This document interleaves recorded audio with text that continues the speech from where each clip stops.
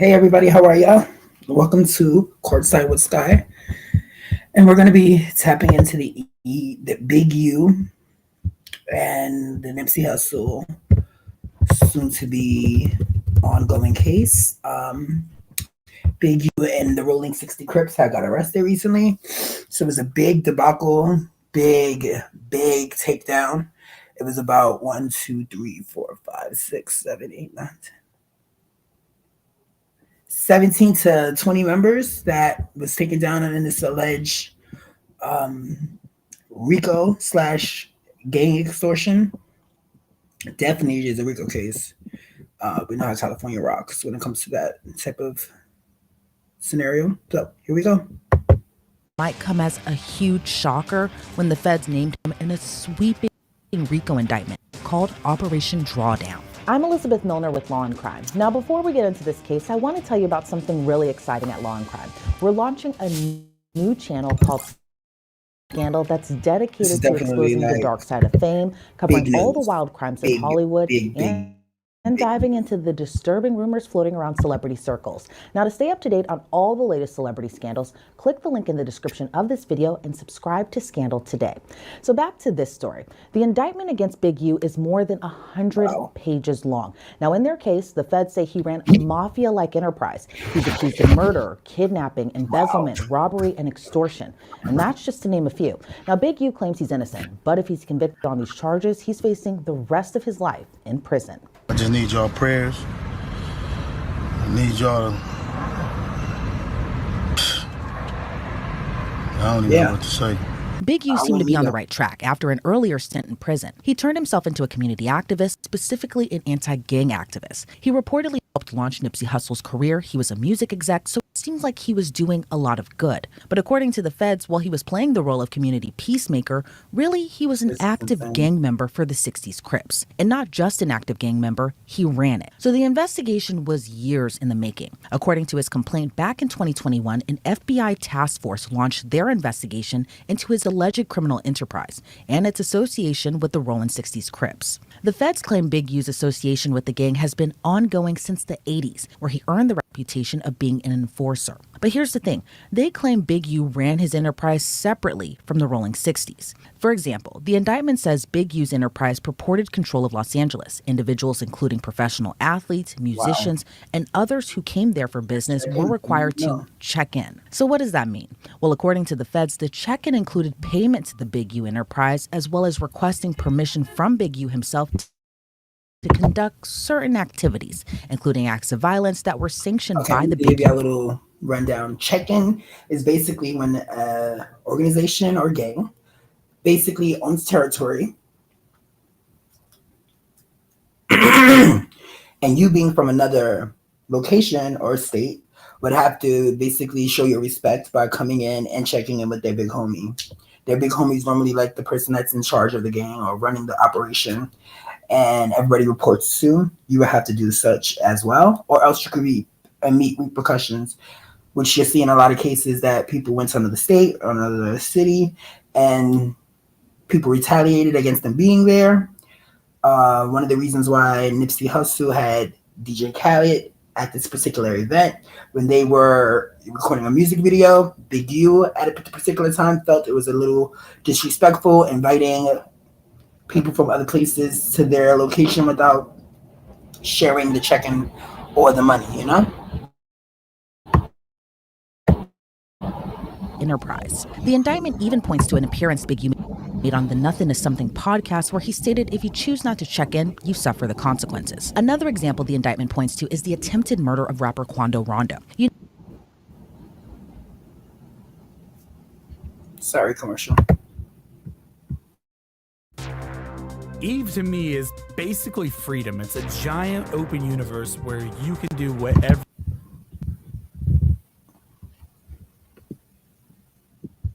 Quando Rondo. You know, the alleged murder for hire plot that has rapper Lil Durk locked up now. According to Big U's indictment, Quando Rondo didn't check in, and as a result, his cousin was killed. Federal agents allege while Big U's enterprise has a history and reputation to control LA through violence, fear, and intimidation, Big U simultaneously attempted to create an air of legitimacy. How? By promoting himself as a reformed gang member who focused on bettering his community through his nonprofit like Developing Options. And it appears Big U was doing good for his community. It began in 2004, and essentially the organization had a mission to decrease gang activity and empower the kids that lived in LA. But here's a big problem. Federal agents allege he embezzled money meant as a charitable donation and used the nonprofit entities to fraudulently apply for government assistance and loans. So I gotta mention here, obviously, when you're accused of running an enterprise, you probably can't do it alone. Big U isn't the only defendant in this indictment.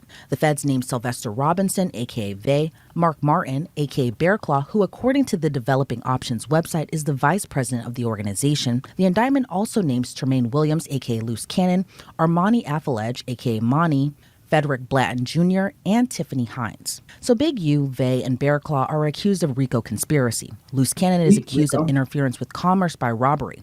Armani Affalage is accused of transportation of an individual in interstate commerce with intent that that individual engage in prostitution. Meanwhile, Frederick Blatton Jr. and Tiffany Hines are accused of bank fraud. The indictment alleges Big U, Vay, Loose Cannon, and Bearclaw committed and arranged robberies to enrich the Big U enterprise. It alleges Big U, Vay, and Bearclaw extorted individuals in LA for purported protection. It also alleges Big U defrauded various companies, donors, athletes, and celebrities. So another example is Big U is accused of pocketing more than $100,000 in donations to Developing Options. According to the LA Times, in August of 2019, NBA star Draymond Green donated $20,000 to the nonprofit. But Big U allegedly embezzled that donation by putting it into his personal checking account. Shaq also donated $20,000 to the organization and the Crenshaw Rams youth sports team, but most of that money also went into Big U's personal account. According to FBI Special Agent Andrew Rusa, the LA mayor's office is supposed to oversee the program and they should have rejected Developing Options. Now, why would they reject an organization intended to do good? Well, because each contractor needs to pass a lot of requirements, like background checks, training, approval of employees, stuff like that. But according to Agent Rusa, Developing Options failed to do that. He wrote, quote, "Based on my review of documents in the course of this investigation, Developing Options appears to have failed to comply with some or potentially all of those requirements."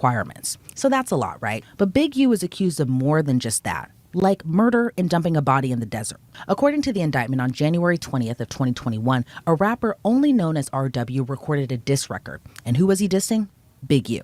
Referring to Big U as bro that makes some money. And that unnamed rapper may get shot in the face for thinking that his use of the studio and representation by Unique Music is funny. But the track was eerie given what happened next. Just days later, the rapper was shot in the face. But it's unclear if Big U heard the lyrics before the murder. Federal agents allege Big U was the only one with the motive to murder RW. So what exactly happened? Well, according to witnesses, RW was in Vegas and who else was there? Big U and Vay. Investigators noted Big U's phone location data and witnesses showed he arrived to Vegas at an Airbnb. On January 24th of 2021, Big U arrived to a studio and RW was there, recording until around midnight. A little after 12:30 a.m., Big U left the studio and his phone stopped reporting his location. About 45 minutes later, surveillance video at the Airbnb showed RW exiting the passenger side of the car and entering the Airbnb. A few minutes later, he... Let me just say this. Y'all can no longer think by putting your phone on airplane mode or turning it completely off is going to discredit or further throw whatever monkey wrench into the idea that the feds are not going to be able to track you still. They will. And they can, because even when your phone is off, it still signals to the nearest tower when it goes off or when it comes back on. And if you put it in airplane mode, it still somehow is signaling at any point. So that definitely doesn't make any sense. I don't see why people even attempt to do that. It doesn't work.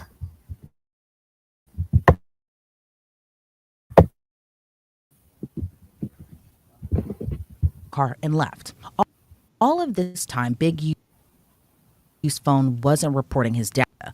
Likely it was turned off, but then it started again at 2:15 a.m. And here's the thing, RW wasn't seen again.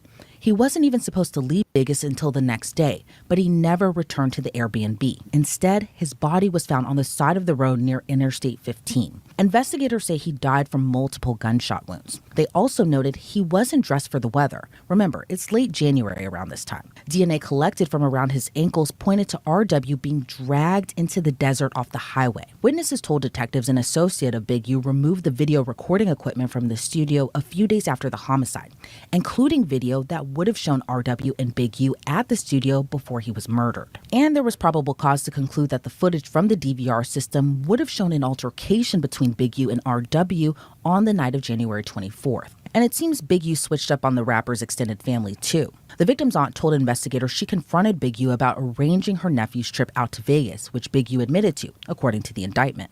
And Big U even called her on a weekly basis prior to the murder, then stopped after the murder. And after she confronted him, she never heard from him again. Again, this was back in 2021. But remember how I mentioned this was a years-long investigation? By 2023, the feds were conducting a wiretap on Big U. He allegedly ordered witnesses not to speak with police about the murder. Like I mentioned, it's a lot. And when the indictment came down, federal agents claimed Big U went on the run. Then he published a series of videos to Instagram swearing by his innocence. This is my last video before I turn myself in. I'm with my family. Talk to my sons, I talk to everybody, man. I'm just saying, going to deal with this fight, see what it is. I just want y'all to know, all this stuff is quagmire. Shit is all bullcrap. What does that mean? I just need y'all prayers. I need y'all to... I don't even know what to say. Now, 21 years, I elevated my family, come back, sit in here and write and do what I need to do until I can come back home. People are supposed to help me. I hope you help me. If you can't, you don't worry about it. A lot of stuff y'all hearing is straight trash. And I appreciate the love and I appreciate the people who've been helping me. I don't know. I hope nobody's been helping you because they're going down for it. It's hard helping black people and not being hunted for doing it. First Street, it might be to, I don't know if it's to the right or the left. Reach out to anybody who can help me, y'all. You hear me? Help my own family. Appreciate y'all. Go. I'm looking at this video as I come in to turn myself in, and I'm disheartened by the fact that they trying to say that I stole something from Developing Option, or I used Developing Option as a front. Developing Option paid my bills. They paid my house note. They paid the bills for my family, the money I made from as an employee for Developing Option. I never mixed that with nothing. I didn't manipulate nobody. I didn't steal nothing. We did PPP loans. We did 2 loans. And that's it, just like everybody else did. I didn't use no fraud. I didn't give none of fake names. And one of them we was paying back and one they forgave. You know what I mean? And the other one we attempted for and they didn't give us nothing for it. I filed my taxes and them coming around telling me I was using Developing Option as a cover. A cover for what? None of that's going to be true. None of that's going to be true. The government putting this big picture, they going to arrest 21 dudes. Some dudes I don't even talk to. I don't even know nothing about. So how the hell you going to lump me in with all them? But it's all the big picture though. It's all the big picture. Now I'm gonna be sitting in here. It's gonna be years out of my life. Then you going to get dudes who I don't even talk to. What they gonna say? You ruining people's lives. I heard it's over 21 people that's been arrested. It's wrong. It is what it is. Church, just pray for me. How did you know that they were coming for him to even be on a run? And look at what we did. Look at what I did. I've been home 21 years. In the 21 years, he caused them. It ain't over though. That's what it's not. Blessings. And he had more to say, comparing his case to Young Thug's, but alleged music manager Wack 100 is working with the feds. I'm looking at all these charges on the news. I'm headed back to LA.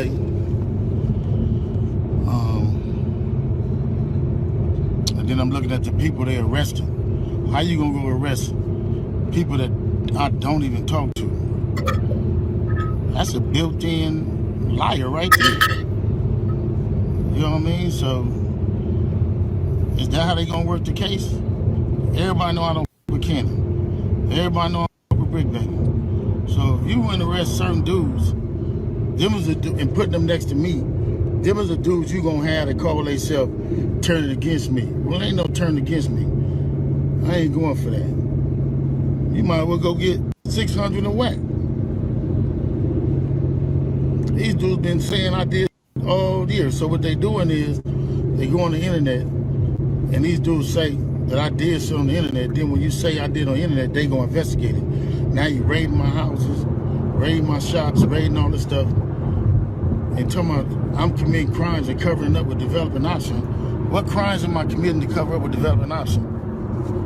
I like how you get into that part. You know what I'm saying? I ain't committed no crimes and cover nothing up with developing option. It's crazy. But this how they get you. They get one or two people to say something. Ain't gonna be no real evidence. Ain't gonna be no real nothing. It's gonna be a repeater thug. It's gonna be a bunch of people in jail for a bunch of different crimes that don't have nothing to do with me. Not a They repeater finna thug. look all of us up and say it's all around the 60s. Watch and see. We just seen it with Thug. I'm finna experience the same thing out here. I knew it was coming. Now they on there saying all this stuff to assassinate my character.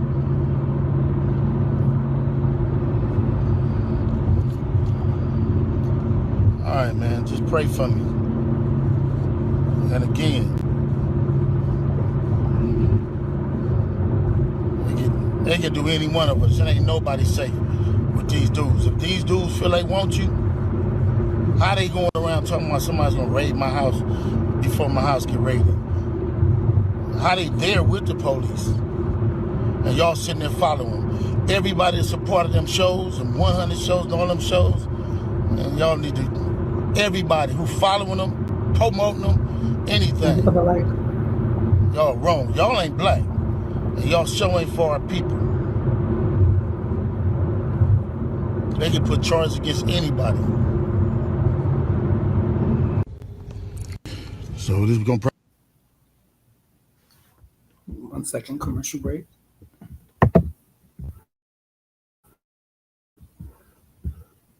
All you gotta do is Oh, you've never used samples like this before. This is Arcade, the ultimate sample plugin. You can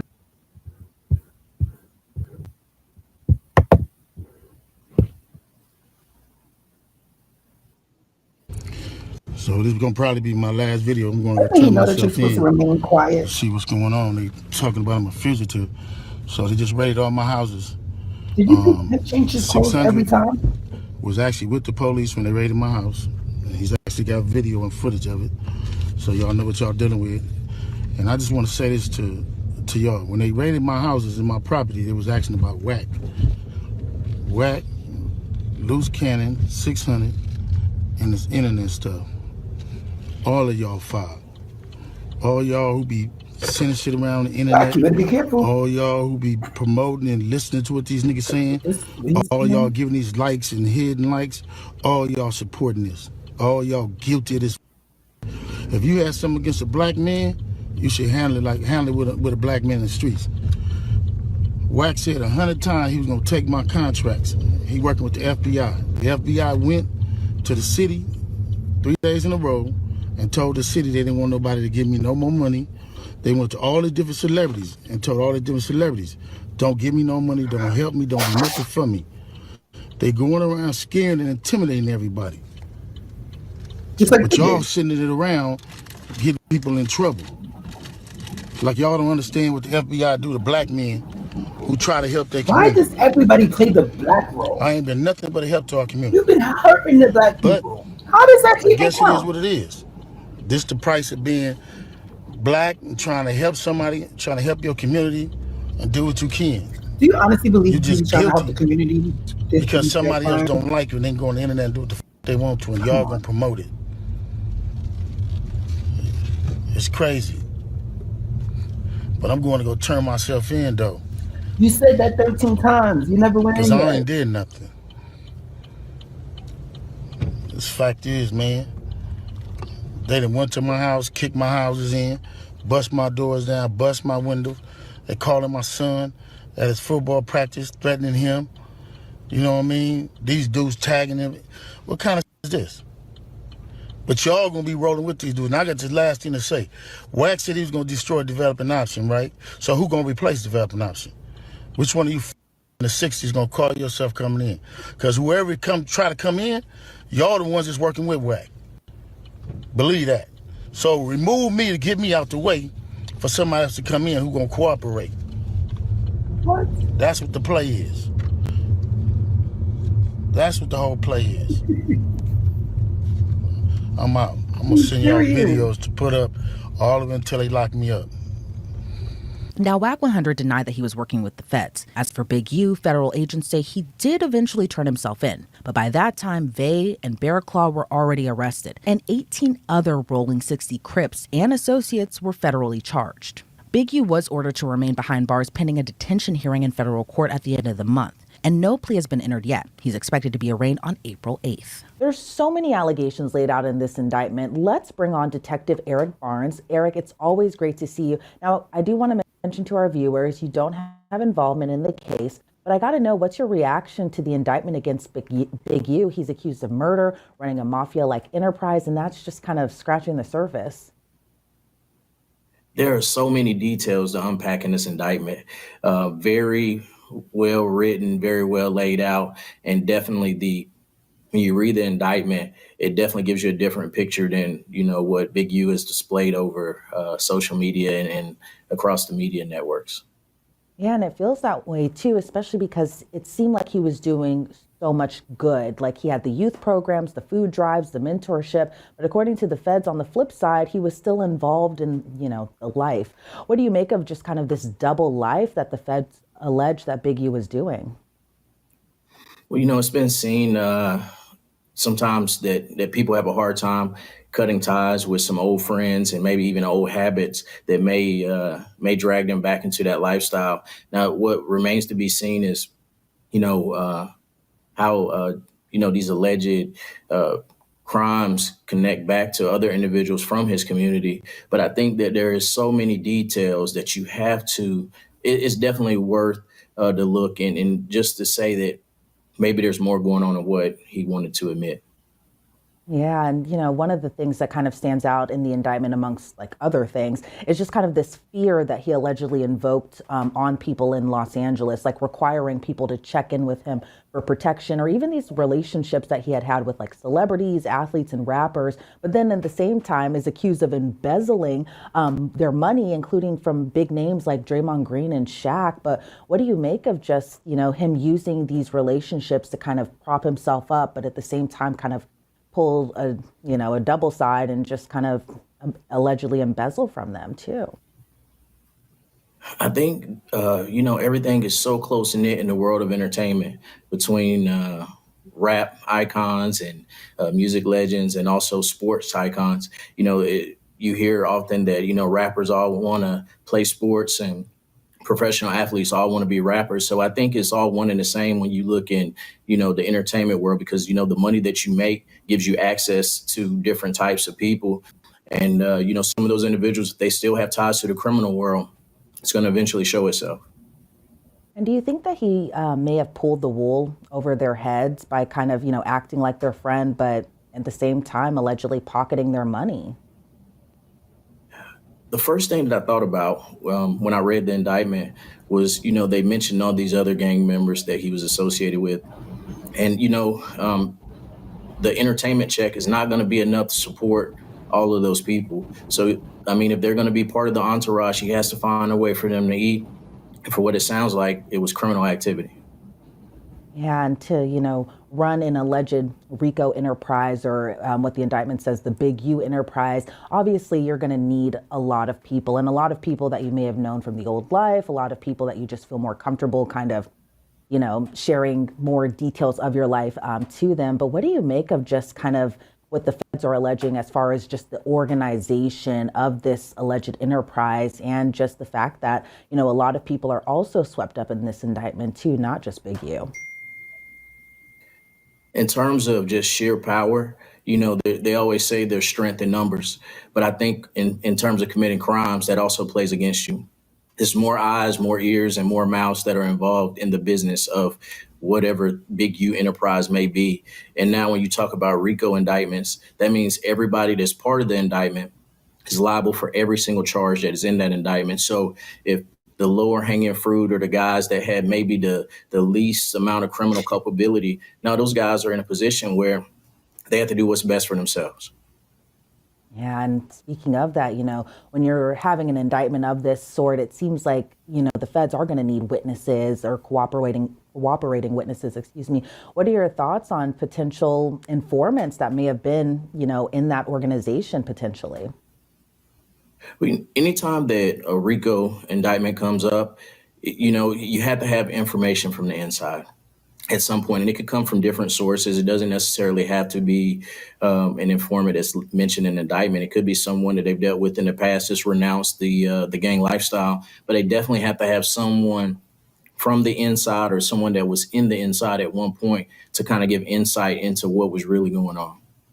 Yeah, and I'm sure, when the feds come knocking and they're asking what happened when and where, and you're facing what could be the rest of your life in prison, I feel like it might be easy to understand why it might have been easy for, witnesses to kind of come forth and explain why this happened, or what happened when, to kind of piece together more for investigators. But, I can't emphasize enough how this indictment kind of reads like a TV show or a movie, and there's so many allegations in it. But I want to talk to you about the murder of one of the rappers that was signed to Big U's music label. Now, Big U is accused of murdering him seemingly over a diss track. He allegedly took the body out to the desert, disposed of him, then allegedly threatened witnesses not to talk about the rapper's murder. Now, the rapper wasn't named in the indictment. We only know the initials being RW. But what do you make of just, him, and this was back in 2021, but what do you make just of the allegation of the murder in retaliation for this diss track? That, it's just so much that I just can't emphasize enough. It's a lot. But what do you make of it?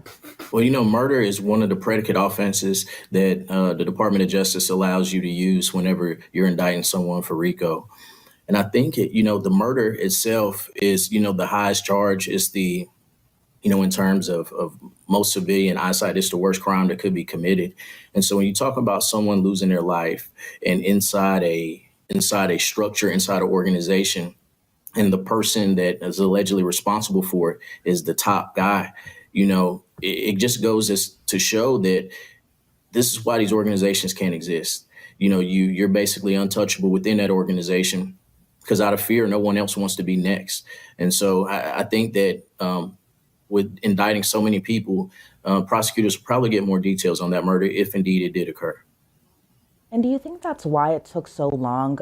This murder happened back in 2021. Do you think that's why it took so long for the indictment to come down? It's 2025 now. If they had enough back in 2021 or 2022, even 2023, why not, arrest him for murder and then continue to build the RICO case? Why wait until 2025? Is it just so that way all the ducks were in a row for them to bring these charges against him, or because they may have feared he may have fled? What are your thoughts on just why it took so long for them to bring about this murder charge too?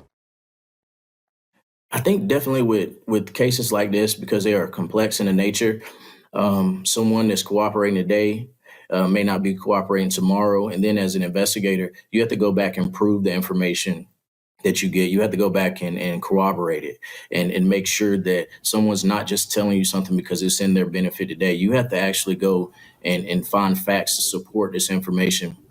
And I think that when you're working on dismantling a close-knit organization, people don't want to talk about those things. One, out of fear that they may be involved and may catch a charge involved with it, but also the repercussions that may take place out in the neighborhood.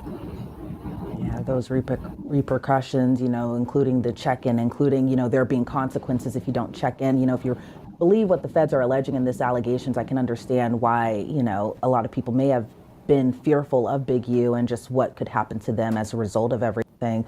And he's facing a lot of time behind bars now, possibly up to life in prison. But he claims he's innocent. He made those statements in a video as he was turning himself in. What are your thoughts on just, Big U claiming he's innocent, but, this is a lot of allegations and this is from the federal authorities. What are your thoughts?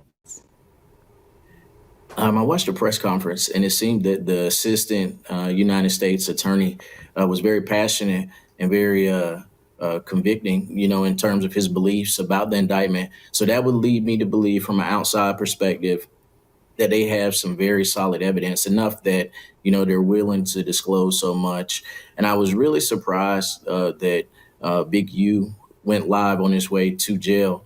I think that at this point, as in most situations, there's nothing he can say across social media that's going to help him fight his case. If anything, I think it gave credence to the fact that, the squeaky wheel gets the oil. And I was surprised by that. Yeah, me too. And then I thought maybe he just wanted to give reassurance to the kids that he had helped, along the way too, to maybe put some ease in their minds as far as, the allegations, because it can be kind of scary to think about, like a mentor that you had that you had thought was doing commercial.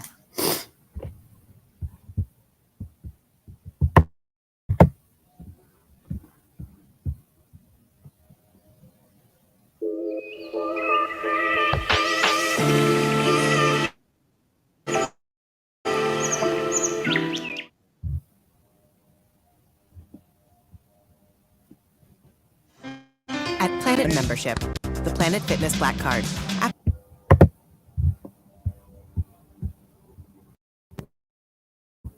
Had that you had thought was doing good for you to come up, have these allegations put against them. Maybe it was a way for him to kind of just kind of save face to the kids that he helped mentor along the way.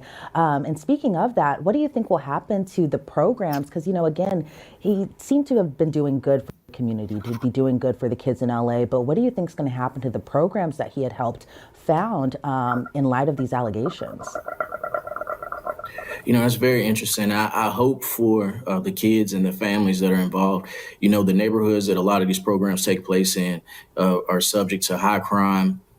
There's a lot of violence that takes place in the neighborhood. And so their day-to-day lives deal with being victimized just by some factors in society that we're working on fixing.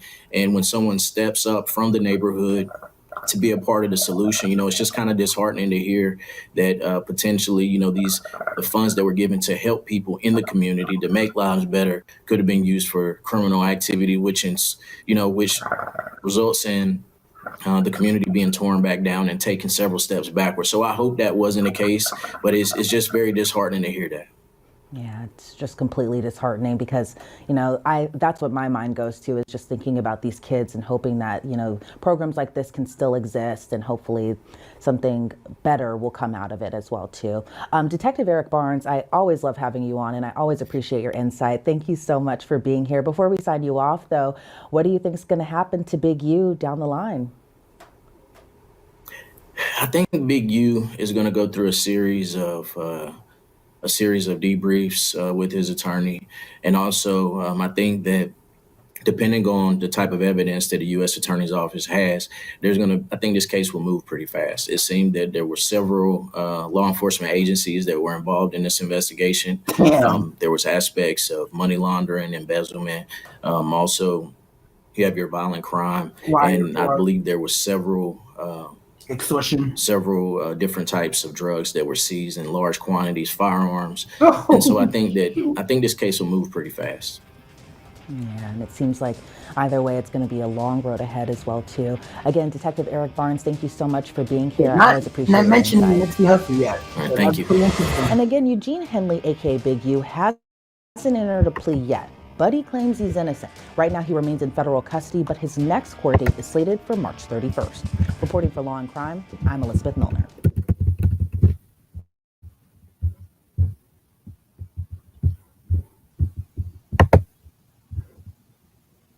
All right, let's see what else they got about Big U on here.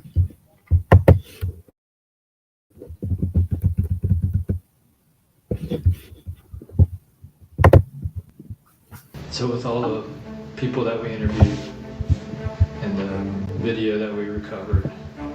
All right, let's see what else they got about Big U. Because this is definitely fascinating, to tell you the least. It's fascinating. Let's see Big U on the search engine. Big U. Nipsey Hussle. Let's see that. Because, mark my words, I feel like there is something, a major connection with Nipsey Hussle and Big U. It's so much background incidents and episodes that have transpired that really identified a manager / gang leader that definitely tried to hold his label mates and people that he hired to a ironclad contract. They said that he was in a 360 deal that was kind of robbing him of his money. So it's definitely interesting to see everything play out. The other rapper that got shot in the face, Nipsey getting shot multiple times and dying on scene. The fact that the kid definitely appealed the decision of his guilty verdict because of information or evidence that was not utilized or used in his case. So we're definitely waiting to see that. It's like, why would he have to appeal if he was the one that decided to do it, right? Also, I think they put him in witness protection or protective custody due to the fact of him testifying against Big U. Because he did say somebody put him up to it. Weird. So let's see what this video is about.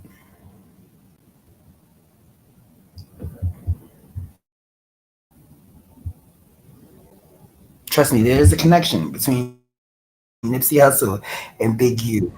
A contract for, I think it was 5 to 8 years. And the year that he gets released from the contract, he ends up dying. How ironic is that? Down, Bo. How you're feeling? A little overwhelmed. Not to mention all the beef that him and Big U had. Sweetie! It's over with. To think that somebody was stealing a bunch of toys, stealing Christmas, that's kind of crazy. This is security video showing the moment early this morning when Eugene Henly says someone stole a U-Haul parked in front of his Windsor Park home. It was filled with toys worth nearly $40,000. Boy, you is a scumbag. You gotta stop! All of it paid for by the Henly family, their son, Chargers linebacker Dayon Henly, the team, and private donations. But didn't y'all bring back the toys in another truck, right? Yeah, we brought back the toys in the truck and all that shit, brother. That was Loose Cannon talking about Big U staging a fake robbery of Christmas presents. Wow. To get money. Right as he was telling us about the theft, trucks of toys started arriving. Damn near Christmas miracle. You know what I'm saying? Here in South Central. Word had spread and donations to buy new toys added up. City workers and the local councilman's office helped organize things, and the LA County Fire Department, which runs its own toy drive, pitched in load after load. This is a great save. This is a great save by the community because we didn't have no toys. And you see Big U talking, and it sounds kind of unbelievable until you read that 107-page report indictment document where Big U is on the phone shaking down guys for $500, $1,000, accepting marked money from this dispensary. See, that's my thing. How do you think that you can get away with something so ironic and so apparent? It's so bold. Who would rob the one person that is shaking down everybody in Los Angeles? It's like, who would rob the rolling 60 leader? Like, that is dumb. Like that doesn't even make sense. It doesn't even make a logical sense to rob this particular individual of the one thing that they know he does every year consecutively. But it does make sense to have not bought the toys in the first place and then stage a fake robbery and then get more endorsements and more toys and more gifts to replace what you're supposed to have bought but didn't have to buy because you knew that this was going to happen. Possible. He was allegedly extorting. Now he been ducking our calls and shit. So what did he do with the toys eventually? Did he have niggas? I see the play. That's like They not here to break everything back. We didn't do now what? Supposed to bring the truck back in there. So he brought everything back. You brought the truck back where? Not the U-Haul truck. They got the other trucks and they brought them back. With the So you had them snatch the U-Haul, take it somewhere. Yeah. He get the money, raise the money. Go ahead, bro. He had to ditch the U-Haul, and then we brought him back in the different truck with the toys and all that shit. But people were sending me cash donations. Yeah. And he's supposed to break y'all off some of the money. Yeah. And now the nigga ain't answering. The idea that he might want to pick up a quick 10 or 1,000 or something or 20,000 on his Cash App by doing this, it's fairly believable. Now, there was a rumor Brick Baby was stizabbed. He called in a no jumper. He was not. Adam 22, I think it's true that the feds did show up at his house and ask him some questions, which is not. FYI, everybody, majority of the content creators that you see on these shows or these podcasts or episodes, whatever you want to call them, lives, do work with the feds. The feds have them in their pocket. They question them. They give them questions that they want answered. They give them scenarios that they feel like are token points. And that's why you see the host or the person that's answering the questions ask them in a certain way to and incriminate them themselves. At the same time, they're asking them stuff that has zero relevance to what their career is or what their decisions are, what they're doing now, and they always go back to particular moments that the viewer may not be aware of. The interviewee is unaware of, that the feds are looking for, and they sit there and they watch this interview and they go over the interview and they look at the comments and they pay attention to what people are saying and they circle around that particular exit strategy to gain more evidence, look at Tupac's killer, or the supposed killer, Keefy D. He had the same opportunity 3 times with a particular YouTuber slash podcaster or interviewer, and they circled around the same questions in different formats each interview. That alone, guess what they use in the case? Those same interviews. They cite those same interviews. Tasha K said the best. Shout out to Tasha K. They are definitely in the pockets of the feds. Think about it. What better way to get everything you need by getting a person to boastfully go online and talk about the things that they think nobody's paying attention to? Think about it.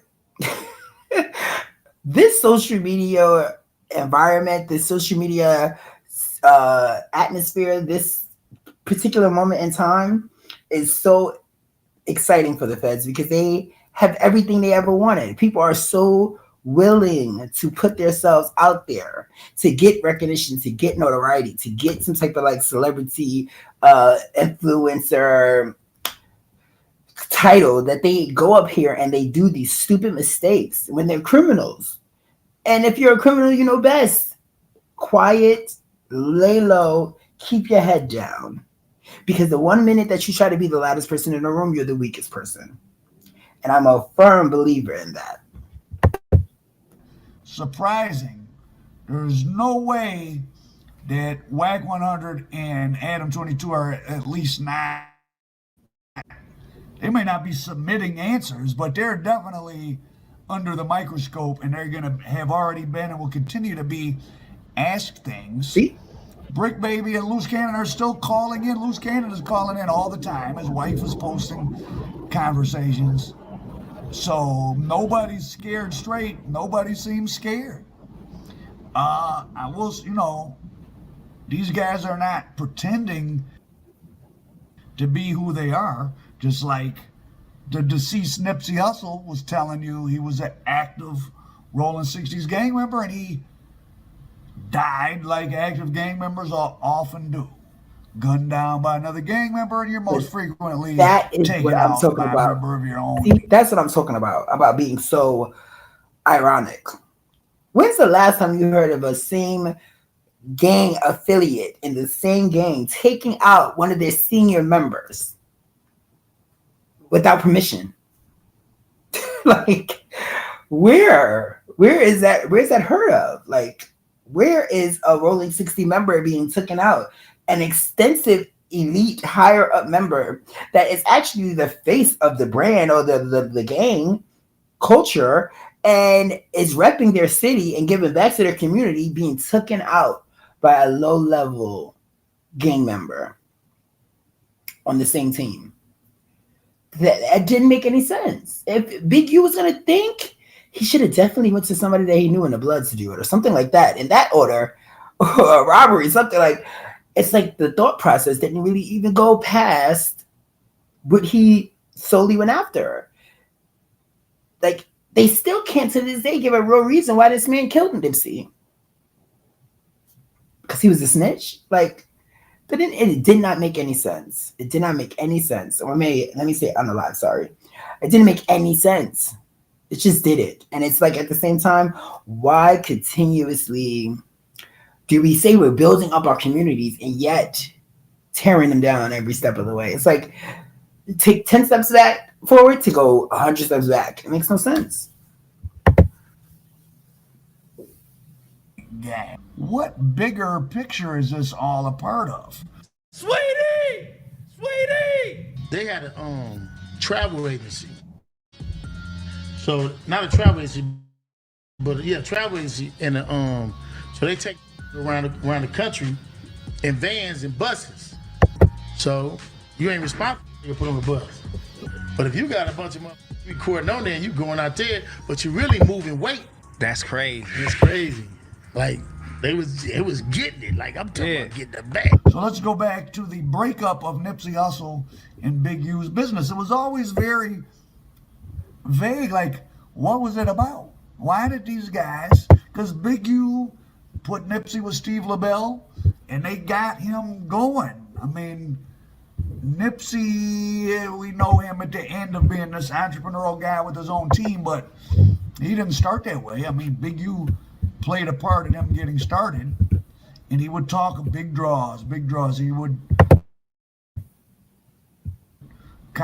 constantly reference him, and big draws took me here and hooked up that, and they went out to New York, and so they were rocking, and Big U definitely had a value for the early stages of his career.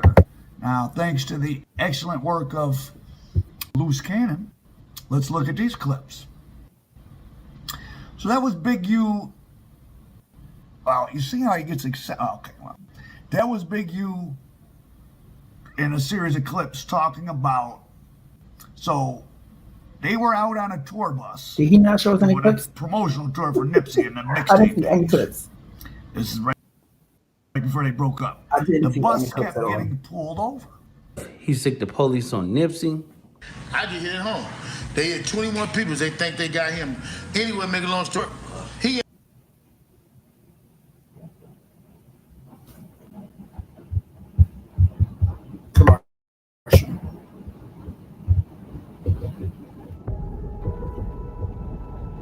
Capacitor course check is okay.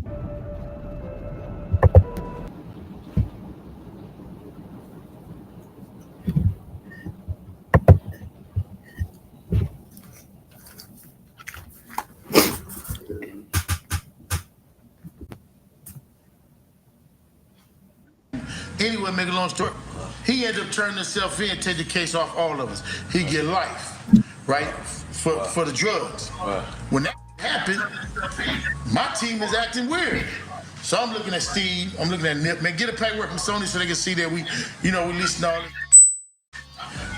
They acting weird. So, me, I'm still kind of like, hey, I'm hot, hot and heavy, but Loose Cannon claims Big U was given the information to get the bus pulled over trying to get Nipsey caught with a gun. Maybe not. I don't know what the strategy of that would be. But what's interesting, you see how excited Big U is talking about it. And if you listen to what he said, it's that the guy he knew had a travel agency and they were sending people on bus tours to drop off the work, to sell work, and they were getting a big bag. So that's why, and you was tied to this guy, so that's why they kept getting on the bus. They were looking for D-Rugs, and the guy, and Big U got picked up, a bunch of people got picked up.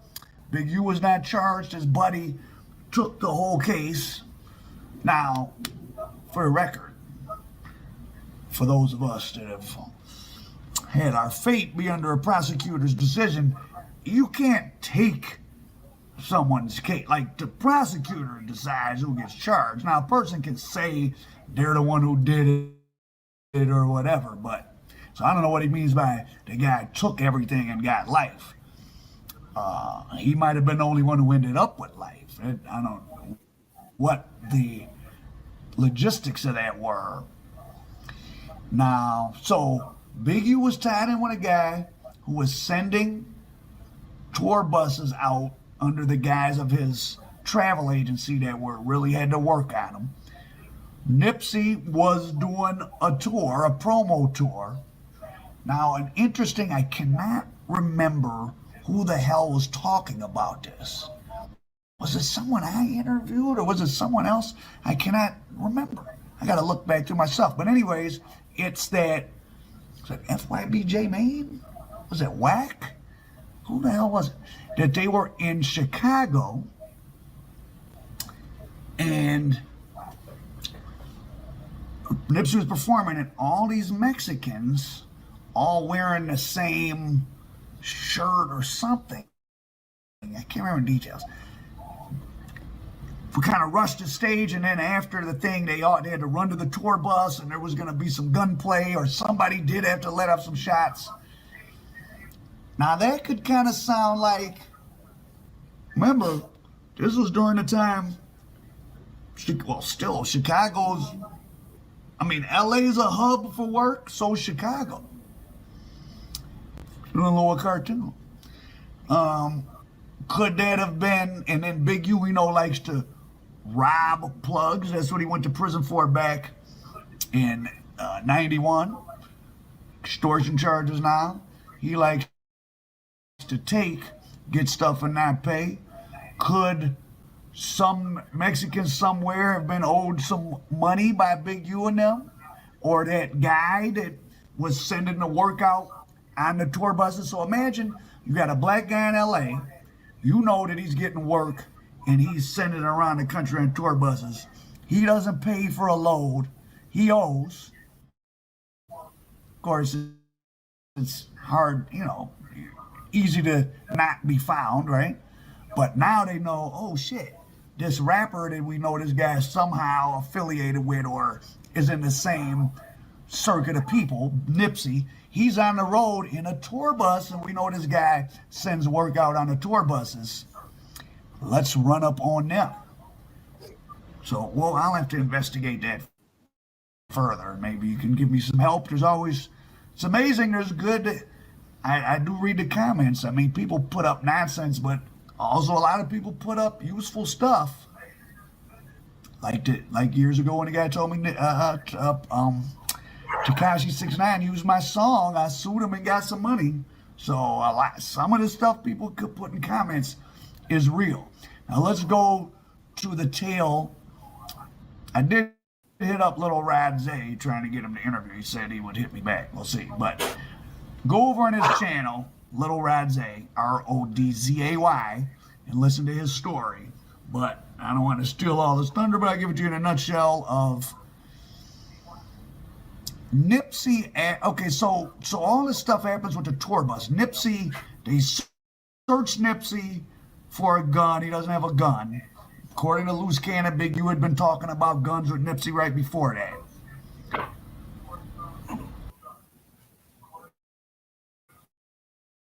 Ever wondered what your home looks like from space?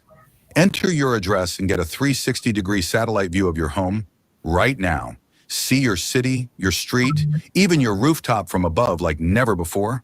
Download now for free to get started. Just enter your location and see your world from a whole new angle.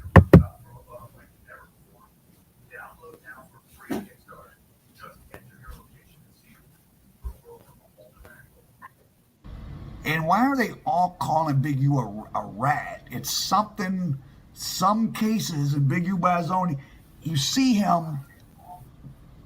I don't think anyone on those shows was calling him a rat, but yet he's saying, I couldn't have anything to do with that. Kind of weird for him to be saying that on these different podcasts. So I couldn't have had anything to do with it. Do with what? Why would anyone think you had anything to do with it? Kind of interesting. So think about a guy that's charged with extortion, a guy that was sticking up, that tried to rob a sheriff that he thought he had 33 pounds of coke in 91. Just as a person, so he doesn't, you're a criminal, you don't want to follow the rules. Then you're in the drug world and you don't want to follow the rules of buying and selling and paying. You want to break those rules and just take. Big U was in charge in prison. He might be somebody who felt like the rules don't apply to him. That's what a lot of these, listen, I know about a lot of intricacies of a lot of cases, different people all around the country, even people I know.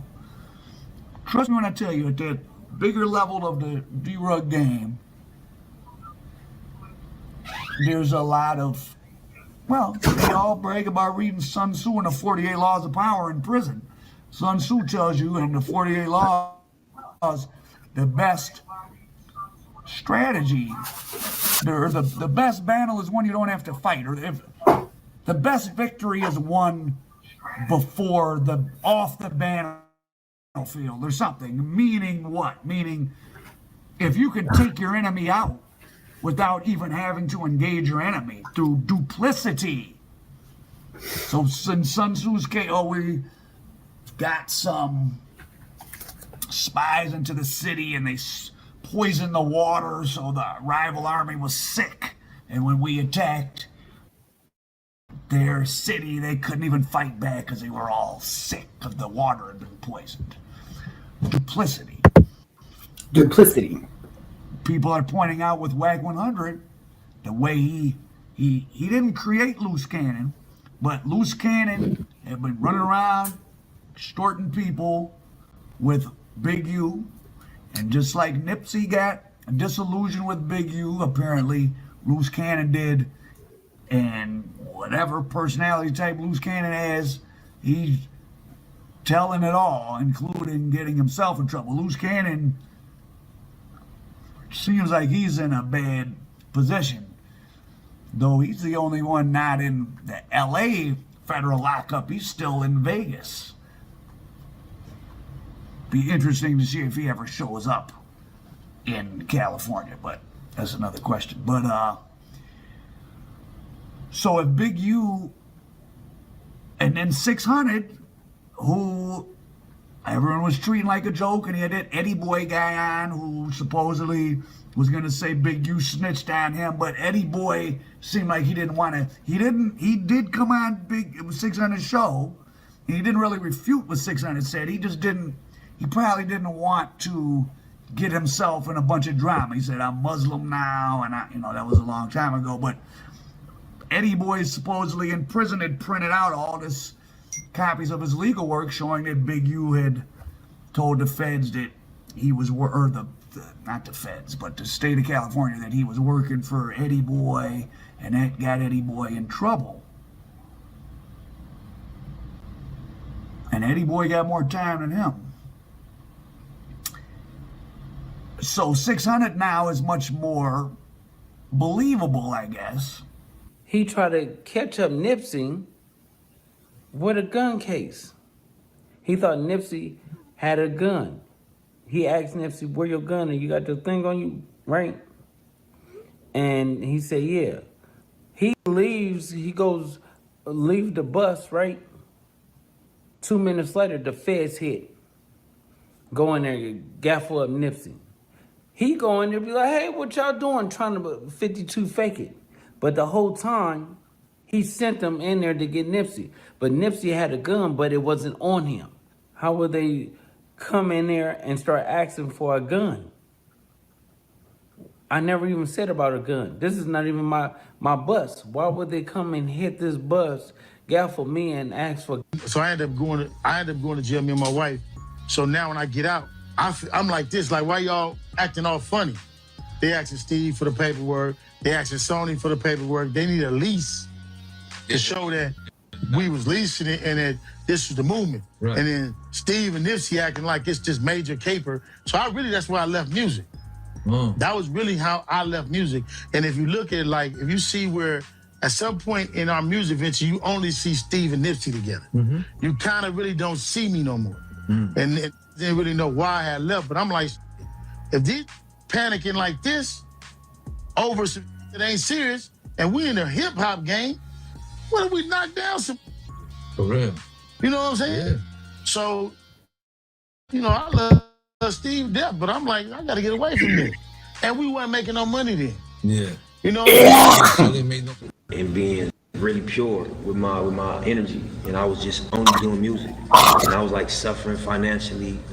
The police raided the studio and took all the equipment and put a gun on me that was in the house, a shotgun. It was a registered shotgun, but I was on probation for a gun. Right. So, the probation says you can't be around no guns at all. So they booked me for the gun, took all my equipment, and I was really just in there working. You know what I mean? They don't know that. Nobody know how pure you are but you. And I was really pure at that time. I wasn't doing nothing but music. It kind of discouraged me for a long time. So if we think that there's evidence that Big U back in 91, because Big U wasn't the head of the drug thing. He was listed as an enforcer, and he did try to stick the guy up. And he got less time than the other guy, his co-defendant in the conspiracy. So he was not the one in charge, he was the enforcer. So then he has a history of being attached to drug rings and being the muscle. But then when things go sideways, him throwing someone under the bus. Well, literally with this Nipsey Hussle tour bus situation, it kind of sounds like that. Why does... So that's, and as you saw, Big U said, when I came back, they were all acting funny. Well, gee whiz. People don't want to get searched for guns and get taken into custody and chased by Mexicans to Chicago and asked by the feds about, are you trafficking drugs on these buses? And then he says, we're in the hip hop industry, we might have to lay somebody down. I mean, you're right. You might, but that's what you're thinking. But you're not supposed to be in it anymore. You should be trying to not have to. Hello. That's always right. You always may have to do whatever you have to do, but that shouldn't be what you're thinking about. But that's what he was thinking about. That's what he was really into. He was a guy that he liked the street stuff. Which, listen, to be good and make a career in anything, you usually have to like it. Right? Some people are just in it for the money, but there's so many opportunities to do stuff in LA. If you're being a criminal, you're into it. You like it. So, I mean, it all kind of makes sense. So Nipsey is like, oh man, this guy has got me being questioned about drugs and guns. And then he himself, his behavior is suspect. Let me get away from this guy. And then he might have been talking bad about, what's up with Big U seems suspect, which of course is going to raise Big U's antennas. Big U, as told by Lil Razzie and others, goes over to the studio where Nipsey is to talk about his equipment and ends up throwing a water bottle at Nipsey. and hits him. They go outside to fight. Big U's doing his MMA stretching. It's not that Nipsey beat him up. They kind of spar around for a while. Nipsey's smart enough not to let him get too close because Big U is a big guy, trained and all that. That is not true. Hurt him if he grabs. Sorry to interrupt. That is not true. Big U grab him. He's much younger. Big U starts to get tired. That is not true. That is not true. What happened was, and Sam said this himself, which is Nipsey Hussle's big brother. Sam said that Nipsey Hussle and Big U was fighting in the back. Big U started to wail on Nipsey, like really getting a good, using his weight against him, basically, and knocked him up really bad. As an example.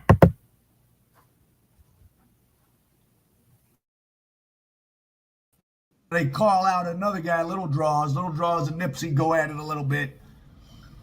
So he didn't beat up Big U or nothing. But then the other time when Big U makes Nipsey, see, Big U said he went to pick Nipsey up to get his discipline. But they were, from other ways the story is told, they're outside somewhere in the 60s hood and Big U pulls up and is like, yo, get in or something.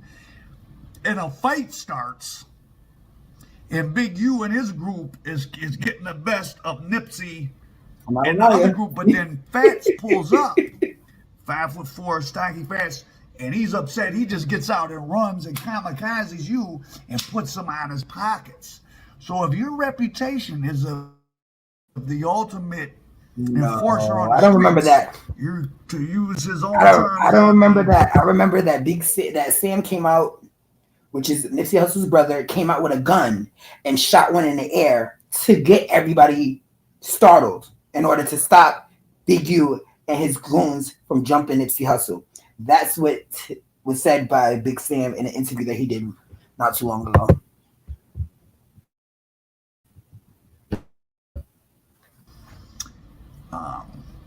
Wiretaps. I'm the last OG still killing people.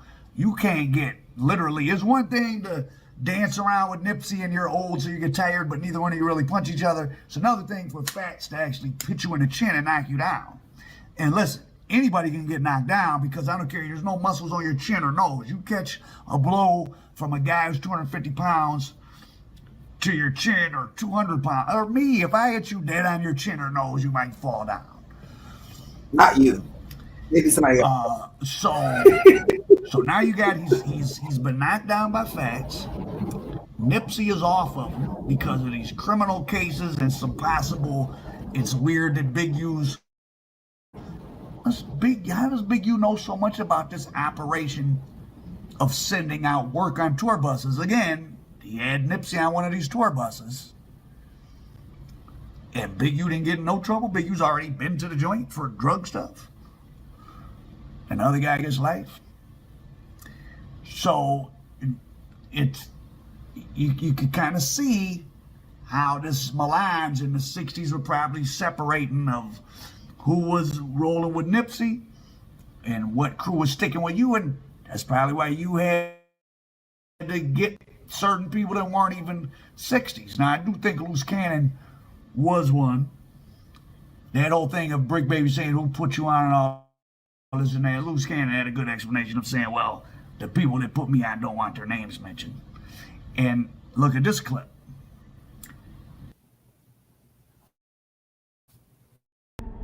Commercial. I'm going to tell you a story. This is no jumper. This is Brick Baby raising his shirt to let Loose know, because they had that day before the indictment they got picked up. Oh, Loose must have drove right back to Las Vegas because right after that, so they were like being cordial, but it was also like, yeah, you could tell the vibe was, I asked about you, and yeah, you get busy, and now I asked about you, and you get busy. So they knew not to pop off on each other. But Loose Cannon is a pretty big guy. Brick Baby's medium side. Brick was letting him know, I got it on me. Crazy to have all those pending gun charges and to be flashing a gun on the internet. And as we know now from that indictment, that agent, he was watching no jumper like us. So all this has been seen going saga. So you was falling out with Nipsey. Nipsey might have been saying stuff about him possibly being no good. Fats knocked him down. Some time passes. Nipsey's doing, that's when Black Sam came out and fired the gun, all this stuff. See? I know my facts. I ain't lying to you. Fats had, okay, so that day they tried to put Nipsey in the car, they were going to DP him. It was the fight. Fats knocked out Big U. Black Sam came out and shot. The police came. See? And Big U was taken into custody for the gun. And was let right out. And when people were like, how'd you get right out? He said, because I'm a grid worker. So again, I don't know what's true, but Big U seemed genuine in these interviews, but looking at what he said on the wiretaps, he definitely was playing some criminal game. So he was duplicitous. Zo's a duplicitous person. And if you're duplicitous at all, you're a liar at all, or two-faced, you will be at all times. You're apt to be at any time, let's say that. So he probably felt he was in a position of power of, I'm in with the city, so I got, not that he's necessarily snitching, but I got a little bit of a get out of jail free card, and I can pick and choose within the 60s who to get, this crew is against me, but we gonna let some information fly to the police on them, and then my team is gonna be protected. This is how gangster stuff works. Listen, you are not a real gangster unless you're working with the police. You are not a real gangster unless you are working with the police. Now, working could mean you're paying off corrupt police. It doesn't always mean you're snitching on people. But also, believe me when I tell you, these big drug dealers, I know about a bunch of this in Detroit, at a high level when people are like, I get 100 keys a month and he get 200 keys a month and we in the same part of Northwest Detroit and like we're really stepping on each other's toes. If I know where you got a stash spot at, I'm gonna send them right you there. got 30 bricks sitting in this house, or they such and such just picked up 50 bricks, I can send the police straight. I can call in a tip and have them come knock off your 50 bricks because I can hurt your business. If I'm at war with you, I'm trying to kill you, get you out of here, causing you to take $1 million loss or something. Yeah, I'm taking funds for warfare out of your pocket. You got a hitman that's on my head. I want him off the street. I'm not, if I got to tell whatever, they're going to do that. So this type of stuff definitely goes on. So Fats, of course, gets mysteriously called out of his dispensary to look at some weed. Now, Rod Zay and people say, I don't know this, but this is what Rod Zay and them say, that was, Big U was the last one seen driving away, and that it was Big U that called him outside. And you might think, well, if he knocked him out, why would they? But see, that's the thing with these LA gang member guys. They're fighting. That's what you have to understand with them. Fighting. They don't mind getting their hands dirty. That's like, you're gonna fight each other, beat each other up. They fade each other like they're not necessarily like criminal operations where you would think, we're all together. It's a union of tough guys. So you're supposed to be able to fight, and they'll make you fight each other. They fight each other all the time. And you have any dispute, catch this fade. Like, that's real. So if there had been fight between Nipsey and Fats and you, and some time had passed, Fats could fit. I mean, they're all still rolling 60s. I could see them doing some stuff for money together, some weed stuff, whatever. So the guy that knocked out Big U gets mysteriously gunned down near the hood. And supposedly Big U was selling them reefers.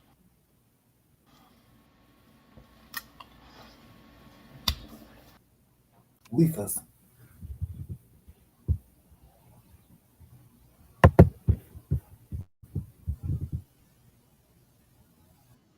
Instructor said, empty your mind. In through the nose and slowly exhale through the mouth.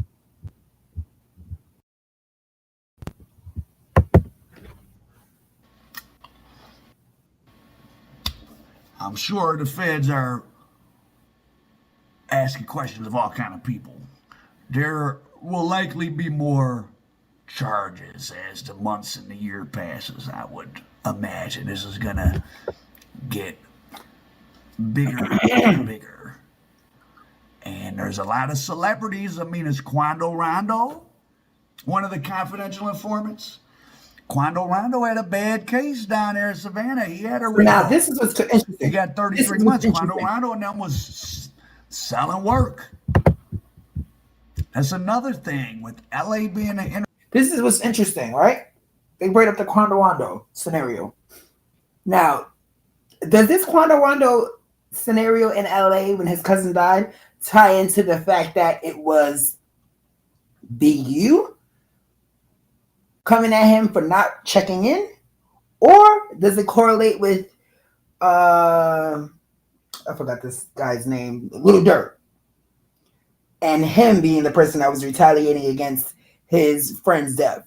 Which possible cause is it? Because now y'all tying in two scenarios to one outcome.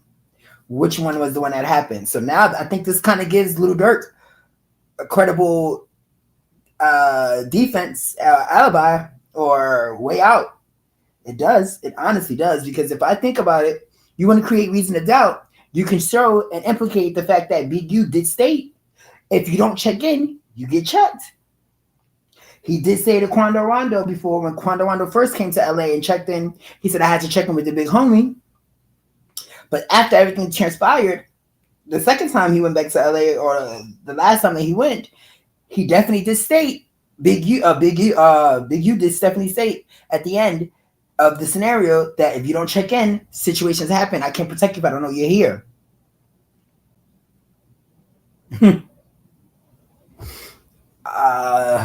This is going to be an interesting year. Entertainment capital and also the capital of that work. Especially, see, this is where entertainment industry, remember Jimmy Henchman is doing life for bringing stuff from LA to New York. So we're young guys, we from the hood, we're gang members, but we rap. So we're traveling. And we go to LA because that's where the entertainment capital is. He's right. It's a great cover because it's real. We are in LA because it's the entertainment capital, but we're also gonna tap in on some Crip stuff. Also, we're gonna get to work. He's right. Reggie Wright Jr., the death row cop. Remember, he had to go 1.5 years in the feds or 2 years in the feds for mailing reefer pills, whatever else, to Memphis, to Grape Street Crips in Memphis. There's a lot of Grape Streets in Memphis. So, the entertainment industry, and of course, rap didn't, as people that made the entertainment industry criminal, the very people, not all, but some of the people that were Jewish gangsters that set up the modern pop music and the movie industry. Not everybody was a criminal, not everybody was Jewish, but that was one of the main sets of people. So it's a cash business. That's what Kanye West said. People travel. It's a perfect cover because 20 South Central gang members in a tour bus going from city to city, if they're not on the road to promote music, well, it's totally suspicious, right? You guys are up to something. But but you gotta have somebody who's successful enough that it makes sense. It can't be a rapper nobody ever heard of. There's always dope mans is trying to infiltrate the circuit of these rappers because They're a great cover story to travel with. Listen, That's you my might point, think though. these rappers are so stressed out. They don't want to talk about all this stuff, but they got the dope man, the hit man running with them, all type of people that they know and might be from their area, and they are cool with it, and they're not always trying to do something bad to them, but I'm sure that's what a Nipsey, again, I want to reiterate, this is so interesting, and Loose Cannon pulled this all out of this thing, so he did a lot of good work. They had a travel agency. So not a travel agency, but travel agency, and so they take around the country in vans and buses. So you ain't responsible for put on a bus. But if you got a bunch of motherfuckers recording on there and you going out there, but you really moving weight. That's crazy. It's crazy. Like it was getting it. Like I'm talking about getting the bag. Big U said on there, he had a friend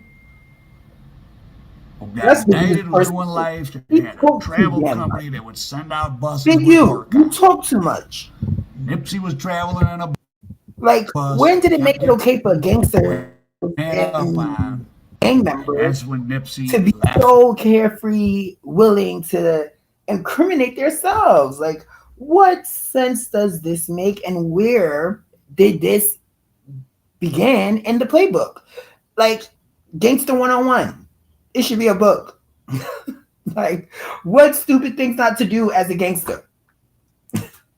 Like, going on podcasts and talking about your criminal activity.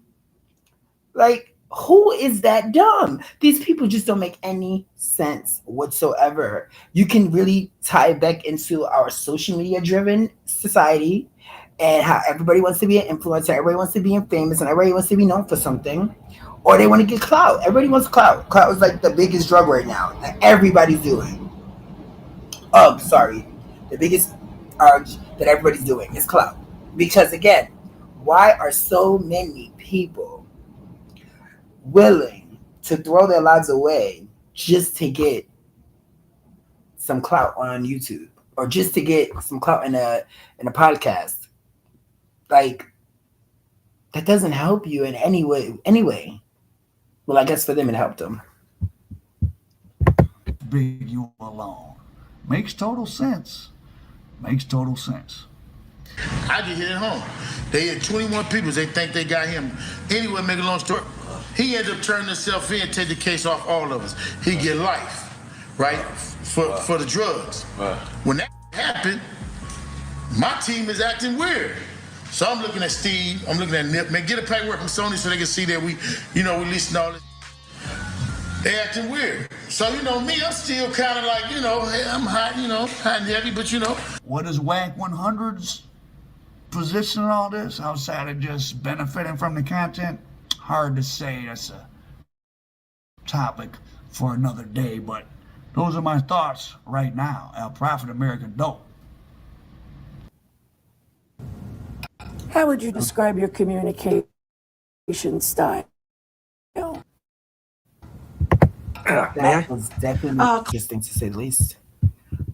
Wow.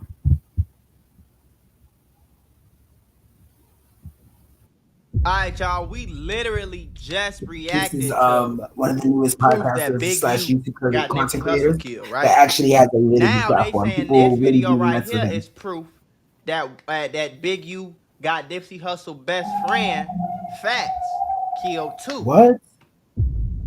Big U is a menace to He society, sure was. folks. Call the popo on That's a his fact. aid. Don't let him out. Oh my God. R.I.P. Fats on 6-0. Don't tell nobody about around the tail. On 6-0, don't tell Cowboy about the fat because he'll around the tail. Cowboy is particularly Nipsey Hussle's friend. Best friend. Krusty, that was my celly in Lancaster, man. Me and him was porters, man. Lancaster building 2. Here. You know what we went through, We got the old footage, man. Be on there, man. Y'all gonna see Fats with big T-shirts. It's in change, man. You know what I'm saying? We growing. Still going, man. It's a marathon, man. You know what I'm saying? These two right here, man. Good brothers. Nip, foundation. To the outside world, Fat's death is a mystery, but allegedly the hood knows. And this is how the story goes. But before we begin, please like the video. But on this situation, Big U claimed his innocence. They say, y'all, you know, it's another new one too. I got into it with Fats. Let me give y'all the information on it. I ain't never got into it with Fats. Fats is my little homeboy. You said that about the first nigga that you killed. Yep. And you said that about Nipsey Hussle. Yep, he sure did. Everybody He your homeboy, sure your did. little He brother. sure did. Until they not. He sure so did. we don't believe you, Mr. Sir. He sure you did. look like Franklin off GTA. Sure did What say is it. your grown ass doing still gangbanging, Mr. Sir? He said it. What you got going on? You 49. Hold on, y'all, because y'all know I love putting y'all on to that He definitely said easy money marketplace. He definitely said it. Wait. He says the same comments. It's like, Making if money. it doesn't apply, let it fly. But when you sit there and take time to identify or to answer questions or to destroy somebody's... Oh, that's them telling y'all. Y'all stupid for listening to any of that. Look at him. He looks guilty. I never said that about nobody before, but it's like, how much more do you need to see before you believe it? But y'all been listening and responding to this shit been said for the last, what, this 6-7 years? Why you gonna stop? Not longer than that. Longer than that. Y'all was accusing me that I ain't even do. And what's funny, what? I wasn't even in town. So figure that one out. Oh. What? That's not that hard to figure out, bro. Just like you sent the dude with the red shirt to go kill Nipsey. Yep. It's not hard for us to figure it out. You just sent somebody or paid somebody to do it. And then you was out of town. That's not a coincidence, bro. Just like when Lil Durk, when that stuff happened to the person that killed D-Thang, Lil Durk brother, and the stuff that happened when that stuff happened when they killed Quando Rondo cousin. You feel me? Lil Durk just on live and just so happened to be on the jet. Just so happened to be out of town on the other side of the country. Well, we know that play already, gang. Look at his eyes. Actually, he was on his way out of town. flying from Chicago to that ain't LA no coincidence with that you one was of out of the town at the legs. same time Fats died, bro. We gonna figure it out, Big U. You can't bully on, us bro. through the internet. That's that. If you figure it out, you dead look. Well, since the FBI is on your ass, we gonna figure it out. That's and right. we only getting the story from That's real right. 6-0s. Shout out to Lil Rod Zay. Like Go Von subscribe off to him right now. But this is how this Don't this look like Von off 1700 in like 20 years, folks? 6-0s. Shout out to Lil Rod Zay. Go subscribe to him right now. But this is how the story goes. When Nipsey Hussle first got out of his contract with Big U, Big U wasn't happy. They tried everything in their power to sabotage Nipsey Hussle's career. First, by going to the studio and ripping out all the equipment. Come on. Then when Did I he say decided when my he got out son his come over from contract? college, he want to do Contract when he died. So I'm like, okay, when we get the equipment, we're going to put it somewhere where we can all get to it. In his journey, yes. There's rumors Nipsey and Big U got into a fight. I was overseas when I heard about that. When I left So the Big music U think he industry, Suge me Knight. and Nipsey had a fallout. He had my equipment, and I wanted to use my equipment. He got mad because I got my equipment back. So then that's when our conflict started.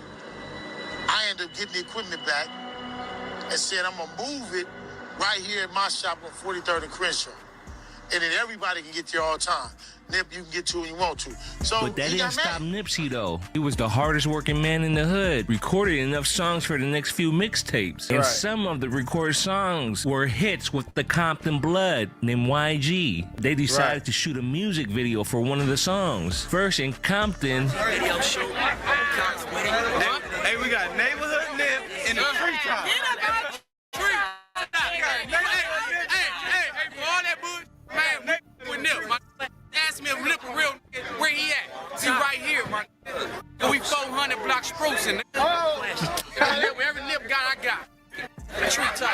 And during the shoot, Nipsey got a call. The back door was ordered on Nipsey Hussle by Big U. But instead of filling the order, Nipsey had so much love, they gave him the heads up. Nipsey's team didn't arrive yet. Called the team, So told him they to turn around. called Nipsey and told him, hey boy, the back door open. Big U trying to backdoor you, but we got love for you, so we ain't gonna do that. You good over here, but just know that you feel me?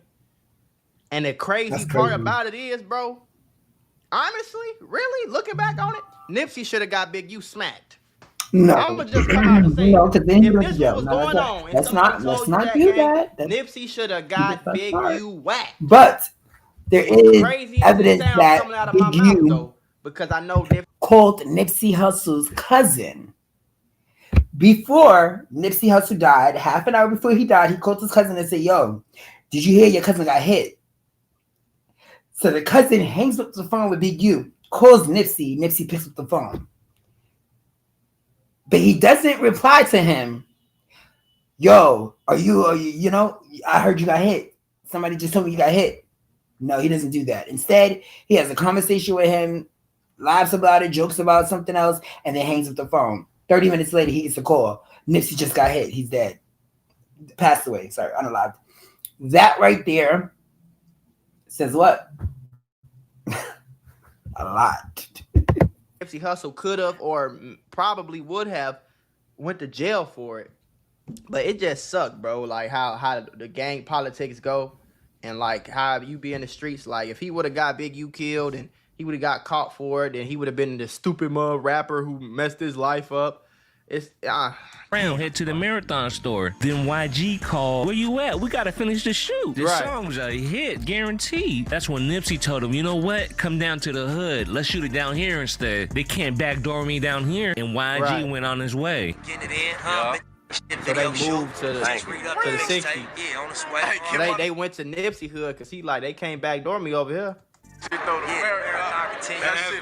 know what it is. I know what it is. Well, during the shoot, Big U and company came through, kicking down cameras, trying their best to stop it. After the shoot, while everybody was waiting for Nip to go back to his grandma's I'm saying, house. but y'all ain't got no little homie that can just whack him real quick though. Like I ain't gonna lie to you though, man. I would have, man. Somebody would have had to whack his old ass. Big U was at the studio. Everyone else might have been intimidated by Big U, but not Nipsey. He went to the studio and called Big U out. Like, what's up? Why you hating? Big U started complaining, like you bringing the red rag to the hood. And I heard you made a diss song about me, Nip. Nipsey told him straight up, yeah, it is about you. That's when they got upset, and he made the song. I don't rap. That song never came out.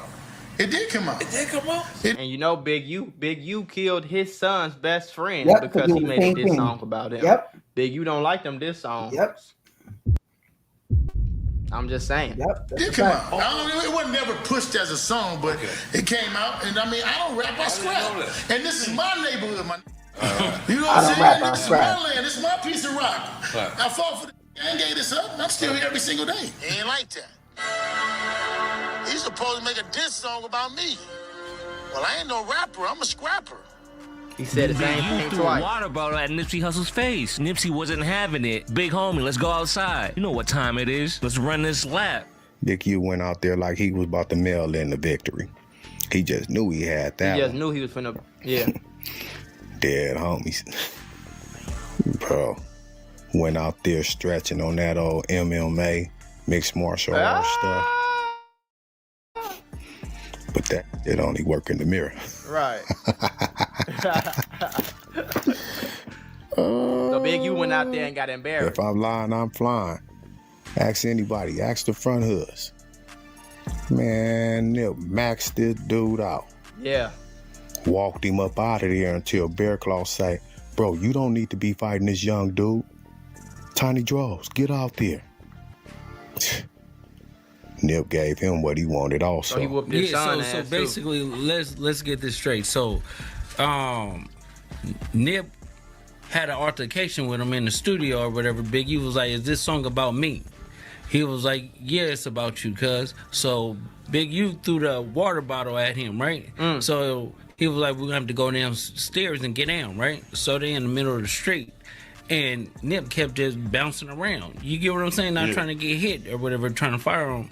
So he was like, all right, cuz, I'm going to have, like, my little homies come because I don't have to win for this, Big right? U started harassing the Marathon store until the infamous melee. So 10 years ago, I bet my life savings on oatmeal. I mean, people definitely told me I was crazy. I just, did not understand it. I thought he was completely... We end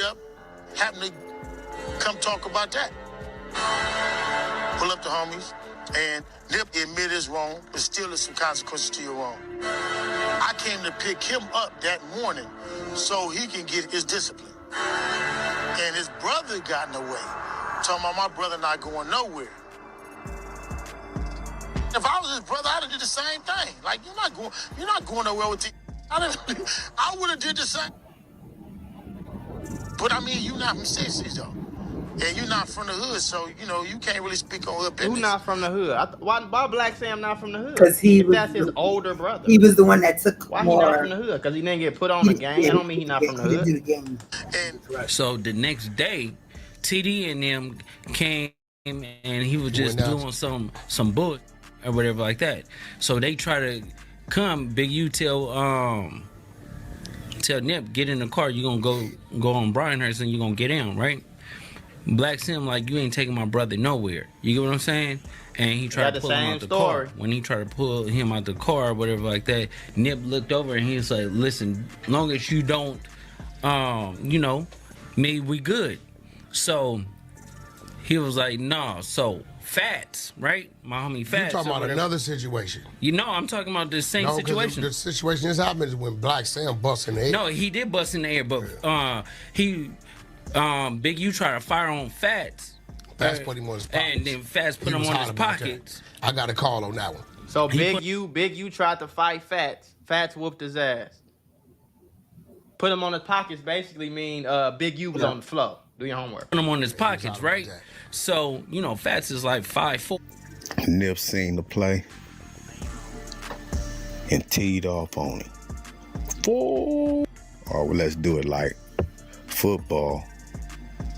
Go. Teed off on that man, sidewinding, and broke out into an all-world melee. He walking this dude down. Right. Dudes jump in, trying to pack him out. Right. But here come Pops to the rescue with that bat. Whack, whack, whack, Who came in with a bat? Ooey knots all across Big U head. What? But Big U team was having the momentum until Fast rode in hot. Jumped out, slammed Big U That's when against Black the wall. Sam came out, pulled out the pistol, bust in the air trying to stop it. Somehow police arrived 30 seconds later. How many fights I done had in this parking lot, I can't count, man. So Black Sam came outside, seen the melee, he started blinking in the air. Cause Black Sam on some shit like, y'all better break it up. You feel me? How many fights Fats had, my brother had, we can't count. How many, you know, incidents with the police right here? Let me show you something. So, you know, if you look where Ant's standing right there, that's where my brother was standing. You know, and if you look where, let me show you, stand about right here.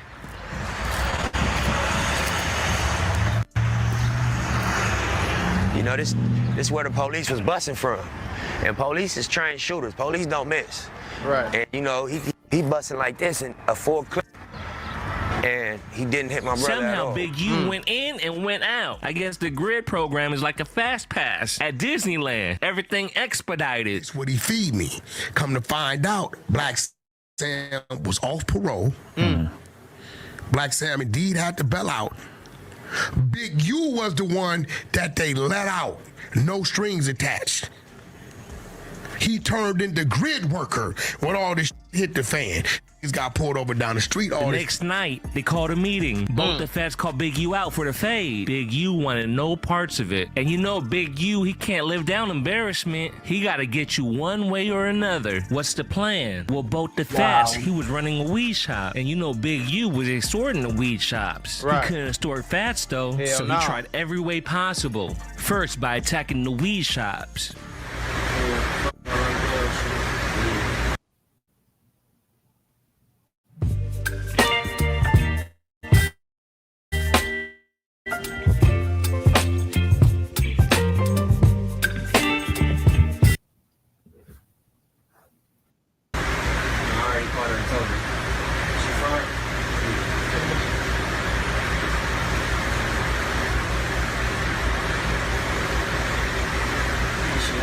What's going on here though?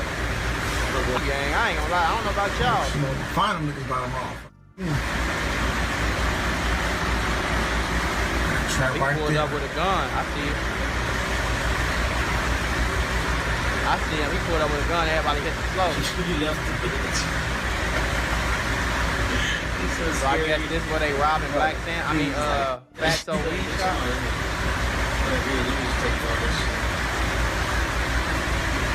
Damn, bro. Get the vapors too. Feel like he's filling up a bag. After he got to Fats by offering weed at a super discounted price. After a few deals, Fats got comfortable. Until this one mysterious day, he get a call. I got some more flight, bro. Come outside. Man, they had security, so both the Fats in there in flip-flops and shorts. Marathon shirt. He comfy. Like chestnuts roasting over an open fire. Right. He come outside in flip-flops. Looking both ways, looking for this dude. Like, where he at? He said he right here on the corner of West Boulevard and 59th. Dude's still on the phone with him. Oh, you gotta walk to the corner. I'm right here on the corner. I parked over here. Hell nah, boy. Dead homies. By the time he made it to that corner, he was dead? He was ambushed. No. And that dude was the last one seen rolling off. Allegedly. Asked the trenches though. Man, the whole city was crying. R.I.P. Fats, man. R.I.P. Nipsey. Man, I don't think Nipsey was the same after this. And I really believe Nipsey only started rocking with Big U again because he was tired of dealing with the BS. Big U had too much power in the hood. But again, this is all alleged. But what's not alleged is I got proof of Cowboy backdooring Nipsey Hussle after his death. Give me 500 likes and I'll drop it ASAP. I ain't gonna lie, this shit getting crazy and every time I watch another video, it's getting crazier and crazier. I didn't know all this was going on, gang. Like, I heard of Big U before, but I ain't know nothing about none of this, gang. Like, I'm learning. Not Cowboy. This like a TV show movie to me, folks. What the hell? Well, I'm glad the feds got him. See, this one thing about it though, like Big U could not be Big U in Chicago. Somebody would have smoked this nigga. Like, I don't know. I guess that's one thing about Chicago. Like when I went to other cities, bro. I lived in Atlanta. I lived in I live in Miami now, but I lived in Atlanta. I lived in LA. I lived in LA for like a year and a half. I lived in Atlanta for like 2 years. And I noticed that certain people are scared or like threatened or like have like respect for certain people. You know what I'm saying? Like it's a lot of structure in LA and Atlanta, these places when it comes to like the hood stuff. In Chicago, no. Like in Chicago, a little kid will whack you, bro. Like a kid. All right, let's see this new update with the correlation between Adam 22 and you. We're writing a new story right now. We have to, because the evidence no longer. Every day I wake up, it's a new story about Big U. Folks, do your homework. Now, they saying they done went and locked up Adam 22, and they questioning Adam 22 for all these RICOs and all these murders. It's getting wicked out here, folks. It's a fact. Again, shout out to Poetic Flacco because he been giving us all the updates. Shout out to this topic. Visited Adam 22, and before they left, they had a very frightening message for Big U.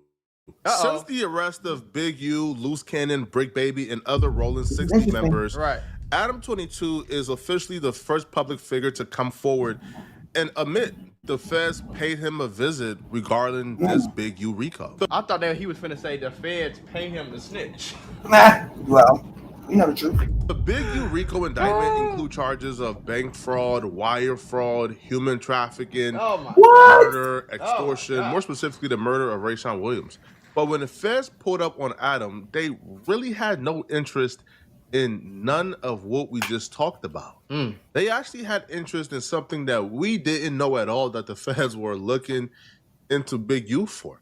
Is it the Nipsey murder? Back a little bit, about a year or so, to really review what's going on here. You see, about a year ago, Loose Cannon did an interview on No Jumper. And during this interview, Loose Cannon said a lot of things regarding his role with Big U when they used to work together. Okay. He also revealed the call he got from Big U the day that Nipsey Hussle passed away. Yep, I knew it.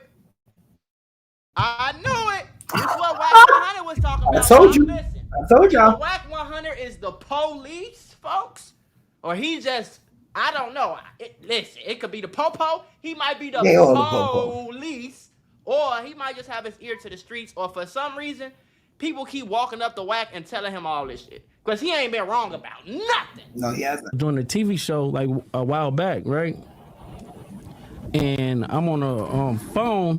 He FaceTime me. So he FaceTime me and stuff like that. He was like, Nipsey just got killed. Yep, I just told you about that. So I didn't hear that. Yo, that so is I hang crazy. up with him. Right. I called Nipsey, and I'm like, Nipsey, what's up? He was like, oh, what's up with it? Nipsey answered. Nipsey answered. He answered the phone. No, this getting and wicked, I was like, bro. I love you, cuz, or whatever like that. Did you tell him the call you just got? Or you didn't even mention it? I didn't mention it. He didn't mention it. But see, and that, damn. And if you would have said something. And Loose Cannon he probably ain't thinking clearly, folks. He wasn't thinking clearly, bro. He should have been thinking clearly. clearly. He wasn't thinking clearly, bro. He should have been thinking clearly. Because if he was thinking clearly, he would have been like, Nipsey, you alive? Like, but I think he probably was on some like Big U probably. Somebody probably lied to Big U. No. And Big U just called him. No, and it's a rumor or whatever. sorry. He not thinking I'm like sorry. Big U got this nigga lined up. That's what fucked up because my cousin that'll mess me up too. Nipsey baby mama. You get what I'm saying? Okay, so okay. It was like I could have probably stopped it, or it had to stop. What? Fuck you mean? That fuck you talking about? No, because listen. So after he tried. I think I know what he tried to say. He tried to say if I would have called him and been like, "Why this nigga just said you was good? Hey, bro, get up out of there, bro." It's some weird backdoor vibes going on, but he ain't thinking like that. I know because he's afraid. Thinking like it's a rumor. The rumor falls straight. Cool. That's all I want to make sure you was good. You feel me? After I talked to Nipsey and I was like, "Yeah, I love you, cuz," or whatever like that. I see you later or whatever. So I hung up the phone. I thought Big U gave wrong information. Right. 30 minutes later, the homies blowing me up like they just killed Nipsey. That's crazy. And so bro. I'm like, wait. Yep, that's crazy. You get a call from Big U telling you Nipsey just got killed. Yeah. Where was I when the interview came out? Did you peep how he said though in the beginning? Nip answered the phone. Wait. Yeah. Do you peep how he said in the beginning and Wack 100 interrupted him? He stated clearly stated, I could have did something to stop it. Right? Did Big U use him to find out where Nipsey was going to be at and what Nipsey plans was? And for him to call Nipsey and find out? I'm just saying. How did he know Nipsey's whereabouts? Yes, Nipsey did go to the store every day at a certain time. He did. But he always had security with him. This particular day, he had nobody in the front with him.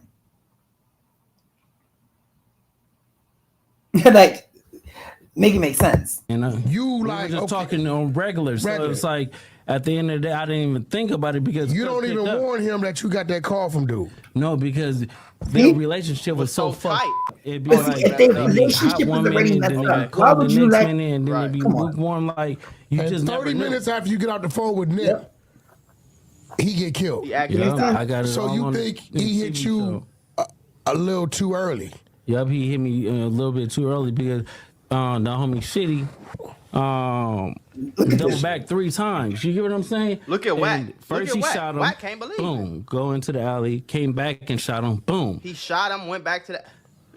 It wasn't good enough, and then he came back and he shot him again. But now it's like how did he know? Hold on, y'all, because y'all know I love putting y'all on today. Thank you. Like, make sure. How did he know? Listen, gang. No Jumper is the new DJ U couch. Do your homework on DJ. How do you know? We got it. I told y'all. No Jumper has yesterday. Deep. So let me earn you How do some you of the know? easiest money you can make. Y'all What's can't the say podcast? I ain't never did nothing for you. Yeah, no, but that's crazy. It's deep. So let me tell y'all something. This the video I just reacted to yesterday, bro. When I just reacted to this yesterday, but I didn't know that the feds found out and visited Adam 22 about it. Of course they did. Ladies and gentlemen, we got I him. told y'all, They No needed that Jumper has turned unedited into footage, bro. Listen, gang. No Let's be Jumper is the technical. new DJ U They couch. needed it. Do your homework They on needed DJ that U's unedited couch. footage because they knew for You a get on fact that couch, or there was gonna be things. Ain't no telling what's gonna happen. No Jumper being in the building. I was there when this particular happened. interview happened. And I understand the madness and the chaos this interview caused. I'm talking about people from every walk of life. Yeah, this crazy, who probably bro. is associated with people at No Jumper were tapping in. How could y'all let Loose Cannon do that? Big U's peoples was tapping in, sending legal notices like, hey, y'all sure you're trying to platform this? You know this is cap, right? Hell no, But this ain't no here's cap. the thing, though. See, this isn't This really ain't no the cap. first time that this discussion of did Big U have something to do with Nipsey Hussle's death? This isn't the first time that this was discussed on platforms. Right. Big U himself discussed it on No Jumper. No, because when Nip like passed away, automatically Big U did it or had something to do it or did this, did it. And Nip be like social media, the investigator now come to your house like, hey, what's the deal, bro? You know what I'm saying? You did it. Like, And the crazy part about it is, like, don't get me wrong, social media be saying some cap shit, but social media be right a lot of the times too, folks. And it be real weird and freaky how it all work out, because social media say some off the wall shit. Everybody be like, hell no, ain't no woody woo. And then 4, 3, 4, 5, 6, 7 Just like months, conspiracy 9 theory. years later, we find out that That's this is true. exactly what happened. The suckers for switching too, because I seen when it first happened how they was man, that's crazy. Like I remember Unc went live too, and he's sitting there talking about it. I'm like, that's crazy that y'all, if y'all really know them and you know their situation, them loved each other. Like, Bro, you didn't even got to go through that. We was just in every video. Mm-hmm. Like, What does that mean? When all his songs, every album he put out, since we had the so-called altercation, he shouted me out. He got the goddamn keys to the city. Like, what? Didn't he say, I want to be Big U? Oh, no, what did he say? Big U? Like J Prince and Big Draws? And then, I mean, like, what did he say? He shot me out of every song. Even though he's been dealing with allegations that he's involved in Nipsey's death for a couple of years now, and he's no stranger to addressing it, he still had a problem with that particular No Jumper clip. Now, in the clip, Loose Cannon never said that Big U was involved. Right, he just never said what happened. Big U was the one who did it. He just told the All story. he said was Big U called me 30 minutes before the incident. Right. And But see, that's because okay, let me give y'all some backstory. Okay. But Big U Now they stated that the alleged killer, not alleged, because the killer definitely went into the alley twice before taking the hit. He came out, he spoke to him, he left, changed his shirt, came back out, said something else, went back into the alley, and then came out with the blicky and started to go hammer. But what was that first conversation initially about? And not to mention, Big U did call Nipsey Hussle's cousin-in-law and did state to him that Nipsey passed. Maybe being anxious and thinking that it was supposed to happen half an hour before it was supposed to. It did happen. Kind of feeds credit to the fact that they think that he had something to do with it. still felt like that. Okay, here's the thing. Why would you call me and tell me that he died 30 minutes before he died?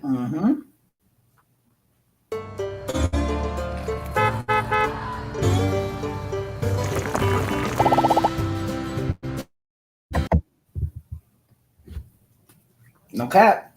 Again, I'm going to say it again, the same thing I said in the last video. Either you that so Raven and you can see into the future. Or you goddamn Thanos and you snapped you either you some type of all earthly being. Or you got Nipsey Hussle knocked off. That's a fact. I personally don't think you psychic, bro. That's a fact. You feel me? You don't look like that so Raven to me. That's a fact. Look a little bit like Thanos, but I don't see the glove. Do your homework on the glove. That's right. Because if you knew he was about to die, if you knew somebody was about to do something, why you didn't call him? Mm-hmm. If I know somebody finna do something to my homie, my dog, my nigga, we honestly, bro, we don't even gotta be homies. We don't even gotta know each other. You feel me? Yeah. Like, if I knew a nigga who, let's just think Kai Cenat. I ain't never talked to, met, DM'd, nothing Kai Cenat in my life. He do not know who I am. 9 times out of 10. You feel me? If I know for a fact that Kai Cenat in New York and somebody finna come off him, I'm gonna go to the ends of the earth. Call Kai. I don't wanna see nothing happen to Kai Cenat. Hey, bro, get up out of there. They coming, bro. Get up out of there. Somebody tell Kai Cenat I'm going on my Instagram story, all that. So, if you knew something was about to happen to him, why you didn't call him? Yeah. Then you called another nigga. Yeah. Told him he was dead.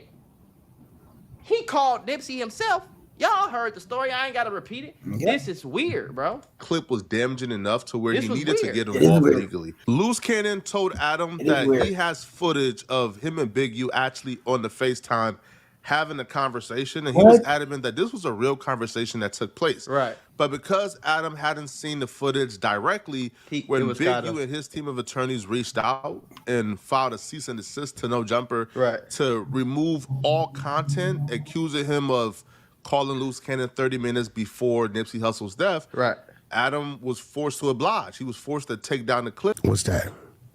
We received a cease and desist from Big U about some of your claims and Loose Cannon's claims, I guess, on this podcast. And after having it evaluated by our legal team, they told us that they thought it was a good idea for us to remove the episode. Just, it doesn't make sense to fight it. Yeah. Now, I'm going to bring you the content just so you'll know he got the content. But I get it. It's if you have the content, I think you should release it to the world so the world can see it, right? Well, it'll definitely come out to the people that's going to come out through. Where do you think this is coming from? Wait. Since you're an expert at psychoanalyzing Big U. Put it like Big Lucifer. It's some people. Hold up. That paid. Hold up. Did he just say it will come out from the people it will come out through? As if he already knew that this indictment was coming through? Whack 100. We're curious. Did you know that this was coming before it came? Because FYI, if Adam got that call or that meetup or that visit, I'm sure Whack 100 got that call, that meetup, or that visit. And who got the call and meetup first? I would say Whack 100 got the call and the meetup first because he had more intel. And last but not least was Adam 22. So this is kind of interesting. What's going on? He called his ass Lucifer. Figures. Not high, not low, not a 1, not a 4, but maybe a 2 that's in the Middle East that wants the footage. Why, I don't know. Now, these same people... Wait. Hold on. The footage of Nip or the footage of the Big U phone call? Listen to me. They want the footage of the Big U phone call. Now, how I know these people... The Saudi government wants to own this? It's not the government. Okay. These same people are the ones that have been trying to buy that other footage for years. Right. So I think they're feeling like if we purchase this, when it's time for... They're talking about that tape that Nipsey Hussle, his baby mother, and the alleged, let's say, Diddy party scenario happened. That's what they're talking about. Dude to want to do what he want to do with it. If Wack gets out the way, we can purchase that. To this day, we still haven't seen the footage. I don't know if the footage exists or don't exist. I will tell you, Wack might be the police. Yeah, see, I just said it. I ain't heard him tell no lies yet. I just said that. Yo, I just said that. But we haven't seen it. So fast forward a few years later, Big U gets indicted the for this. Feds cannot utilize any evidence. Gets a visit from the Fed. So much for being fresh. If the Fed's watching, I made it 41 years into this life before I had involvement, conversation with federal agents. Cass came knocking on my door today. We'll be filling y'all in on what they wanted from me at 4 p.m. Wednesday on YouTube. And when they showed up, I was wearing a red Nike Tech. Not exactly the definition of fresh, but I got a crazy update. I'm going to do the Good Diligent Podcaster thing, and I'm going to save it for tomorrow at 4 p.m. with Lush and some surprise guests. So make sure you tune in tomorrow. The 22ster has got a big update. Tap inwardly. Now, this is where things start getting interesting. Now, we all assume if the feds is coming to Adam in this particular moment after the indictment, of course they're coming because they want to subpoena the footage from No Jumper, right? That, you know, that includes the unedited versions of Rick Baby and Loose Cannon talking about things the feds have interest in. Right. Of course they will want the unedited footage of the quote-unquote robbery and beatdown the feds are accusing Loose Cannon of doing outside of No Jumper. No. When the feds show up, they didn't want none of that. They didn't have no interest in any of that. As a matter of fact, it don't even look like they have any interest in this particular RICO indictment. It looks like they are investigating something else. Because when they showed up to Adam 22's house, they said, listen, you're not commercial. Co-producer is going to give you unique sounds that actually fits your track in seconds. Let me show you. First, then you're not in trouble, man. We just want the cease and desist letter that Big U sent you. Oh, spooky. Why would they want that? I can't think of nothing for real. I'm in my house. I'm playing poker on my computer. A guy comes to my front door, and I didn't actually even know, but my girl was communicating with him through the box in the front of our house with the camera. She texts me. She says, a dude is here from the FBI, and basically he's trying to serve you with a subpoena. And so she told him, hell? Bro, like a ride or die would. She told him, Adam's not here, and he's off at work or whatever. I forget what she told him. And so I immediately hop on the line with my lawyer. I say, what should I do? I don't want to, handle this situation wrong. Right. Over and over and over, I've sat down with rappers or whoever who tell me about situations in which they divulge too much information to the police or whoever, and it ended up coming back to bite them. Especially something that comes to mind is like Hurricane Chris, who caught a body that was blatantly self-defense. This is the thing that my lawyer comes back to me with. Start talking too much. She said the feds were interested in one thing and one thing only. Because in my head, I'm thinking they're going to want copies of the podcasts that Brick or Loose were on. They're going to want to make sure that there wasn't anything in those podcasts that was edited out. Now, anybody who knows me and No Jumper knows that we really don't like to edit things out. So the only stuff we're editing out is if it's like a 4-alarm fire, like, yo, we need to take this out. So I don't think there's ever been something that Brick or Loose told us that they needed us to edit out. But the one thing that the feds wanted was the cease and desist from Big U to No Jumper, asking us to take down the episode in which Loose Cannon first made the explosive statements that suggested that Big U had previous knowledge of Nipsey Hussle's death. Maybe they want the cease and desist to bring it to court and be like, why would you need to do this unless you were guilty? Look what he did. Look how far I don't know. Look how far he went to try to get the video taken down because he knew he was guilty. Maybe they own something like that. But to me, I don't think he shouldn't have did the cease and desist order if he was smart. Because because that made you look guilty. Number two, nigga, it's not going nowhere.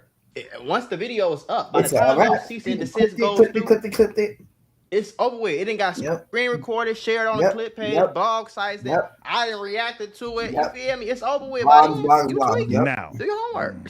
That situation is very much outside of what was mentioned in the indictment. In the indictment, there's nothing about Nipsey. There's nothing about any of that stuff. Right. Here's why this is a very scary message for Big U. See, when you read the indictment, Then they sprinkle in Nipsey Hussle all across the indictment. Yep, it sure did. Sprinkle It sure him did. in weird times, It as if sure they're did. trying to send Big U a message. Yep, they was. Here's what I mean when I say that. Big U is not being charged with any crimes related to Nipsey Hussle. Right. So it's kind of weird how much time the feds spent talking about Nipsey Hussle in his RICO. So the feds will document a 2008 altercation where apparently Nipsey Hussle and Big U That's when they met were and stuff. getting into it. A diss song was released from Nipsey's behalf. Big U didn't like it, so Big U pulled up on Nipsey Hussle to quote unquote discipline him, and things went left. You know, Black Sam wasn't going to allow his brother to get touched.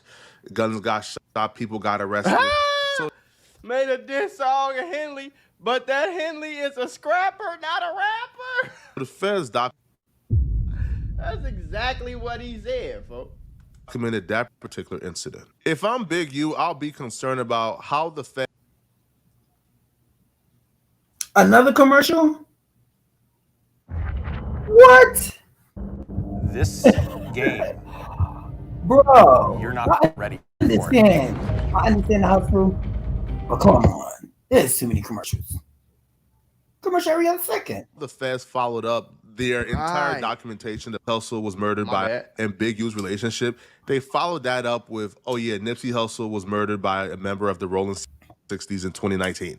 So you follow our entire history up just to say that. Are you trying to say something? Which is weird. The feds would then follow this up where they document Big U's, and Nipsey Hussle's tumultuous relationship, saying your Nipsey was killed. We don't know who did it, but he was killed. And then they followed it up by quoting Big U from a wiretap where Big U was telling somebody that he's gonna pull up and he's not retired yet from the gang. And you know what happened to the last person who thought he was retired? That's in reference, according to the feds, that's in reference to Nipsey Hussle because like the beef and the chaos that took place between Nipsey and Big U was Nipsey was becoming sort of like the voice and the face of the hood. Big U has always been the voice and face of the hood for, as long as he's been alive. So that's what the feds are saying. Not Flacco, but the feds are saying that right there caused a lot of chaos and turmoil between Nipsey Hussle and Big U. The feds didn't stop there. Bro, they spent a lot of time on Nipsey and Big U, which is concerning if I'm Big U.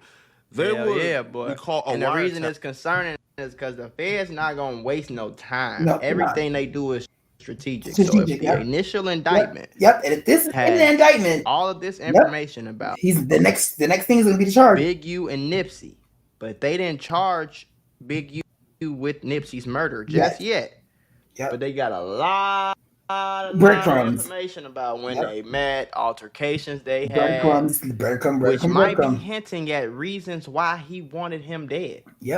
So now when the actual Nipsey Hussle murder indictment comes out, they can refer back to the initial indictment and say, look at all of this. 100%. It all adds up to Big U getting Nipsey killed. And the fact that, again, the person that murdered him can say that he was under distress, and if he didn't do it, entire episode of Power, all the seasons of Fall Down. I know a little bit about the feds. It's funny how 100%. TV shows, it'd be a lot of that be true. Yes. Life imitates art. It's art getting imitates life. spookier by the day. Where on December 31st, 2022, Big U recounted being bigger than any Rolling 60 members, including Nipsey Hussle. Now, on that same day, the feds will claim that Big U also stated if he had an issue with anyone, they would no longer be alive. You see how the feds set it up? You see how slick they are, bruh? They go get his ass. The feds don't just spend time talking about things and events in a RICO that's irrelevant. No, they don't. For some reason, the feds believe that that's relevant. That's relevant. For some reason, the feds believe a cease and desist to no jumper is relevant. about a clip talking about Nipsey Hussle's death. That's relevant. And plus, you do know what a cease and desist. Almost like this is bad. Almost like if somebody's suing somebody for at this point, I think they just trying to slander you, man. Or when somebody does something about saying something on you and it's not true. You can't sue the person if it's true,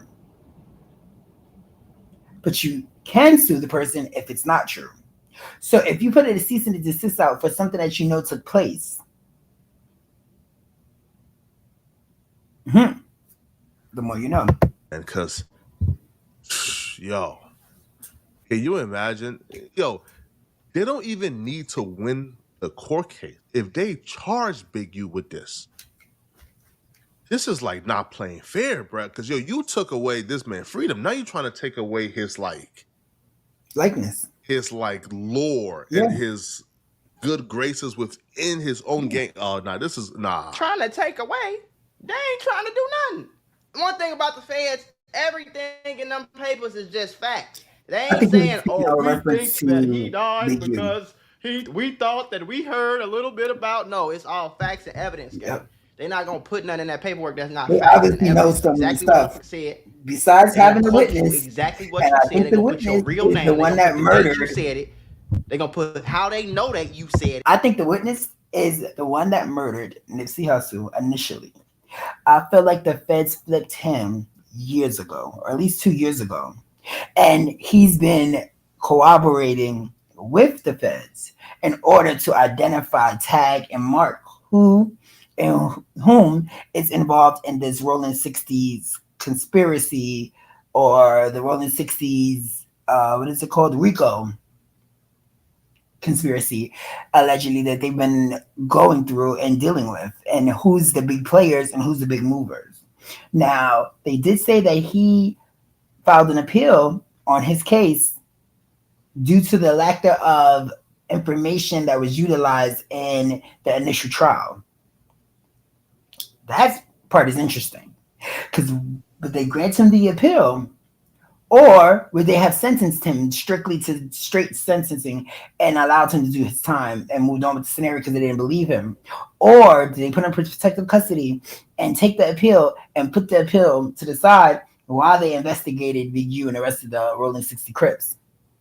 Because again, we do know when you're under distress and someone has you do something and your life is on the line, does that take away the free will, the conspiring part of planning and plotting to do this murder? Crazy. They're gonna provide evidence for each fact, gang. This not no trying to break. No, this ain't none of that. This ain't none of that, bro. This is a bigger picture. This is a wide, big picture, shorty.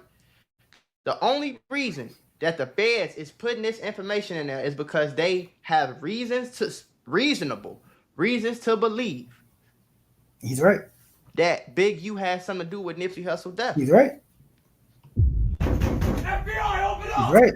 Because I'm gonna let you know something right now, shorty. He's right.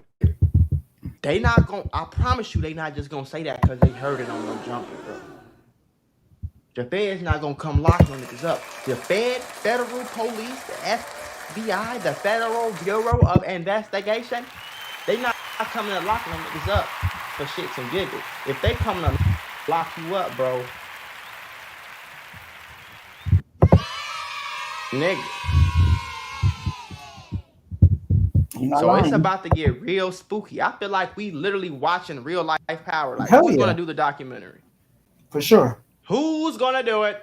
Who's gonna do the documentary? Who's gonna do the 3-hour-long movie about this whole shit, like they did with Suge Knight? Now, who's gonna do it? You feel? Somebody gotta do it, man. 50 Cent, holla at me, nigga. I can play somebody. I can play somebody on phone now.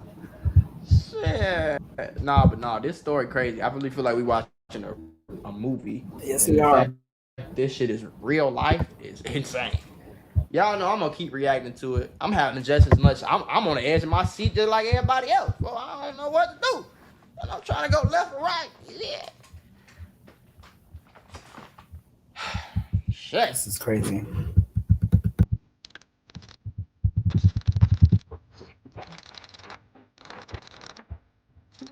It's crazy.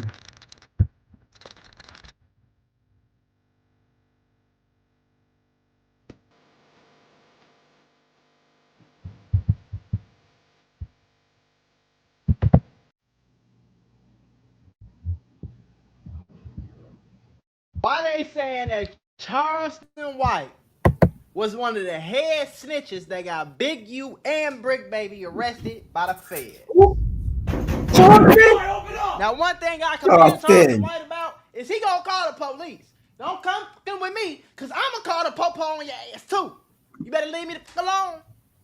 Let's see what's going on. Shout out Poetic Flacco, man. Charleston White just introduced a brilliant reason why Brick Baby, Big U, and other Rolling 60 members were currently indicted in a federal racketeering case. Before we can get to exactly why he believed they got arrested and charged with a RICO, let's just review a couple of his other answers to some pressing questions that a lot of you guys have. He starts off the interview addressing a video that has been resurfacing of Charleston White online, claiming that he called the feds on Brick Baby and he's the reason why Brick Baby was arrested. Now, this video he called the feds on Brick Baby. And this was after Brick Baby house got raided. And this is in 2023, y'all. And the guns were found. I told y'all, I'm the one that put the feds on Brick Baby. Ladies and gentlemen, y'all didn't think I'd be playing. We got him. He said y'all think I'll be playing? Went to Houston and was playing on the internet. All right. Put that $10,000 stack on his head. Yeah, man. Nigga out here in Houston, man. And 6 I got a diamond on Charleston White head. And indirectly said, hey, I got some money on Charleston head. That was stupid. And he continued to act like he was pursuing me. I made a federal report. He made a federal report on the guys, boy. Hey, talk about somebody taking the law into their own hands and learning the law from their own But I mistakes. did this through my law enforcement friends. See? So, not only that, we filed a report with the feds in LA. With the feds in LA, along with the LA County Police. I swear to God. I'm telling you the honest to God. He said, I swear to God. Oh my God, that's crazy. So as a self-proclaimed gang leader, a gang member who has ties to one of the most... Ever wondered what your home looks like from space? Enter your address and get a 360-degree satellite view of your home right now. You say he's performing the gang life. Most notorious gang in LA, in this state, in this country. In the country. He's now going around telling all the gang information. On internet. And then y'all got the nerve to call Charleston White a snitch. Yep. Yeah, he might have called the police on you, but if you never got on the internet and snitched on yourself, whether you was playing or not. Yep. See, you could play if you sit in the house all day by yourself. If you a nerd and you play Naruto and you play Call of Duty all day and GTA and you playing like that, cool. You playing internet games, cool. Yep. But if you really gangbanging and you got Blicky on you all the time. I'm talking about you extorting people, robbing people, shooting people, murking people, all that. And then you gonna play like you got some money on somebody's head on the internet because y'all into it on social media. FBI, open up! You going to jail, bro. Open up. If the feds see he got a loose lip, so he may give up some information.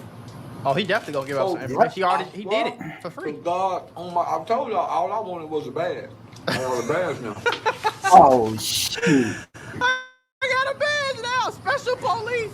I don't know, I got a badge, I got a whole uniform. Huh? Yeah, I love Brickman like my mama birthed him. But anybody, you put a stack on your head, bro, and you say you got a bag on my life, bro, I'm calling the police. I'm not just calling the police, bro. Like, I'm actively pursuing it. Like, I'm not just calling and like, because you cannot take no, I'm actively pursuing restraining orders, police reports. Anymore. I'm gonna make sure you are in jail. I promise you. In the case of Charleston White, even if he did call, Charleston White wasn't the reason why Brick Baby got arrested. We know now that the investigation on Brick Baby, Big U, and the Rolling 60 started in 2021, and Brick Baby getting raided was just an extension of that particular investigation. For sure, but Charleston White helped. Yep. Because you snitching on yourself, Charleston White helped. That did. All that did was put more fire on the Probable already cause. burning house. Hold on, y'all, because y'all know I love putting y'all on to that. The simple do is play ever. So that means $100 easier. More fire on a house that was already coming down. Had nothing to do with Charleston White. But Charleston White is claiming it because it adds to his mystique and lore. Now, Charleston White would address that particular moment on whether or not he really got Brick Baby arrested by the feds. And here's what he had to say about it. So the first question I want to know is, because I saw a clip surface with you when you were talking about Brick Baby. So did you really put the people on Brick Baby? Yeah, back then I really did. Yeah. See, they were playing, and I was playing. But yeah, I be playing in a different kind of way. Yeah. Okay. Yeah. No. Okay. So he was in Houston at the time when he did that. And this was kind of like around the time I think Takeoff had got killed. Around that time, okay. So yeah, I contacted Houston Police Department. No. Then I contacted LA County Police Department as well as the FBI. Bro. Because I wanted to be documented. He called just in everybody, case I run across Brick Baby and I gotta shoot him. Yep, that's all, and that's what I think Charleston White is smart. That's smart. Y'all better not ever threaten me on the internet. Don't ever threaten me on the internet, gang, because I'm gonna do this exact. Charleston White is the method. Yep, that's how you save yourself. 100%. He made a mistake when he was younger. You threaten me on the internet, I'm calling the He's right. He's police. 100% right. I'm getting a restraining order. I'm He calling. utilized his mistake as a child, as a young teen, with a bunch of friends that chose to do a stupid mistake, a stupid idea, and did time on that. But he sat in that jail and he learned so much about law and about the criminal activity and the criminal minds and the things that people do and the stupid stuff and mistakes that they make. And he turned his whole life around, honestly, and has been coming out here doing the difference, doing the jobs, getting the things done. And the people that's been coming after him, he's protecting himself 100%. This man said he has a stack on my head. 10 stacks on my head. You can't take things like that as a joke no more. Not these days. On the feds, I'm calling the police again, and I'm calling another state police. I'm doing all type of documentation because you have threatened me in a manner that you intend to hurt me. So if I run across you and you play with me any kind of way, you reach, you come at me aggressively, you swing your hand, and I'll pop you and unalive you, whether we at a school, a hospital, a mall, wherever we at. And I'll pop you. When we go to court, if you get unalived and we go to court, I'm beating that case 100% of the time because I've already documented that you threatening me. Leave me the fuck alone. That's true. Y'all think everybody playing gangster by the same gangster rules, and that's not what's going on. That's true. Everybody don't gotta be a gangster because you are. I heard it. Okay. Crazy man. I was setting the stage for self-defense case. I've said this before, and you guys probably already know what I'm about to say, but this is why I can't stress enough why Charleston White is the most dangerous man in America. He's the most dangerous man in the world. Because Charleston White and myself share the same level of love for the police, all right? Yeah. We take great pride in getting an nigga who don't know how to act right locked up. All right, that's actually a great pastime hobby of mine, right? Getting an nigga who don't know how to act up locked up. Great hobby. All right, because if you think you about to play with me, it ain't happening, bruh. I don't got a gang, though. Yeah. I mean, I got the police department on my side, though. But I'm not willing to go as far as to engage in shootouts or engage in street activities. Charleston White is, right? Charleston White is using the law to work on his side as he engaged in street conflict. But it's not like he's engaging in street conflict no, he's engaging in street conflict because he really wants to hurt you. He's just using the police as a means to hurt you. Right. He used the police to line up the self-defense clause. So when he sees you, let's say at a club, and you move try a little funny, he pop now he's shooting you. Yep. Charleston White has been arrested 3 times in the last year and a half for assault with a deadly weapon. And got off on all 3 time. charges. Yep. This man is dangerous. He's dangerous. Now, Charleston White would also answer probably the most pressing question we've had, which is Charleston White is who's gonna tell first? All right, who's gonna tell first? Charleston White broke down Big who U. he believes is gonna snitch first in this RICO. Okay, so Big U said I think Big U get up. He's a rolling 60 Crip, and they notorious in the country. Oh, gotcha. Yep. Wow. And I'm So, scared Big, of you him, say y'all. Leave me alone, Whack please. 100 the I'm police. scared. What is your thoughts on that? Whack 100 is the police. One thing about the police know everything. Police know everything. Especially they know everything about wrongdoing. Right. So the police is an institution of information. That's how they solve crimes.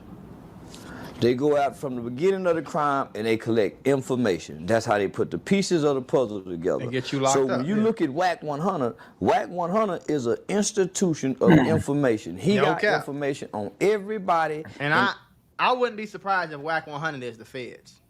Because Whack He 100 be is. knowing too much about too much He going is. on. I would not be surprised if Whack 100 was the lead snitch in all of LA, folks. Probably all of California, the whole West Coast for real. Rap LA, culture, Arizona, game Vegas. culture, yes, So now, 100%. he out there snitching on every damn body. Because we done already seen him get on the internet in the last video yesterday. We seen him get on the internet saying this, saying that, talking about shit that people telling you not to talk about. You saying what the feds, how do you know what the feds is going to do? How do you know all of this stuff, Mr. Whack? You feel me? How do you get all this information and then you bring it to the internet? That's snitching. What the fuck? The feds have access to the internet. It ain't like you saying it in a private room full of gangsters. You saying it on the internet. That's snitching. I wouldn't be surprised if Whack 100 is a lead investigatory. I'm saying making up words. Everything. There's only two institutes in the country like that. That's the FBI and the police. Yeah. CIA. So he got to be the police. He got too much information and too much knowledge of wrongdoing. Yeah. So out of the case with Brick Baby, Loose Cat, and all them, who you think gonna be the first to tell? All of them. Big U gonna be the first to tell. That's impossible. Big U has nobody to tell on. There's nobody the feds want more than Big U in this situation. I don't mean he ain't gonna tell. Okay. Operation name is Operation Drawdown. Big U's hood name is Big Draws. So literally, there's nobody Big U could really point the feds to. They don't want nobody else. Everybody else in this case is just literal collateral. When you read the paperwork, they're listed as people who conspired to help Big U. And they're only tied in because the feds want to prove how Big U was running a criminal organization. Right. So, again, I don't think Big U would tell in the first place, but even if he wanted to, he can't because he's the main subject of the indictment. And the main subjects don't get plea deals. That don't mean he ain't gonna tell, bro. Okay. That don't mean he not gonna tell. There's he other might stuff. not get a plea deal, but he gonna tell. There's other stuff. He don't need a plea deal. Hey, if I tell, can y'all lock me up in this county except this one? Because I got protection over here. Hey, if I tell y'all what y'all want to know, can y'all make sure I'm protected when I'm in prison? I know I ain't gonna get out, but make sure I'm decent though. Or if I do this, can y'all put some money on my books? Give me $100 a month. Give me some oodles and noodles for the grade. Like Young Thug. Bro, everybody in the YSL case was getting plea deals for 6 months, 2 months, a year. But Fannie Willis came out and said, Young Thug ain't getting a plea deal ever. Well, come to find out, they were wrong because Young Thug essentially had the case beat and they had to give him a plea deal to avoid a mistrial. Right. But yeah, there's nobody Big U can tell on. That gray beard Big U had in that picture going, man, that's Paw Paw. That nigga ain't that when he with his family and the news hit that he wanted. Nigga, he with his woman, he with his children, he with them grandkids. Yeah. And them grandkids saying, Paw Paw, where you going? And Paw Paw got to go turn himself in. Man, crying on the inside. Just as soon as he can get by himself, man, Paw Paw don't want to leave them grandbabies. Talk that tough guy shit, but nigga got all that gray hair and that beard. Yeah. And that nigga said, man, that nigga already pleading. Facts. So now he gonna be the first to tell. Let me tell it. But this is what I'm saying. Everybody tell it. I think everybody gonna tell though. This is no time to be so, lawyer and standing on no motherfucking code. Yeah. They done got 40, 50. This is not the time to play fool. Yeah. Be a wise man and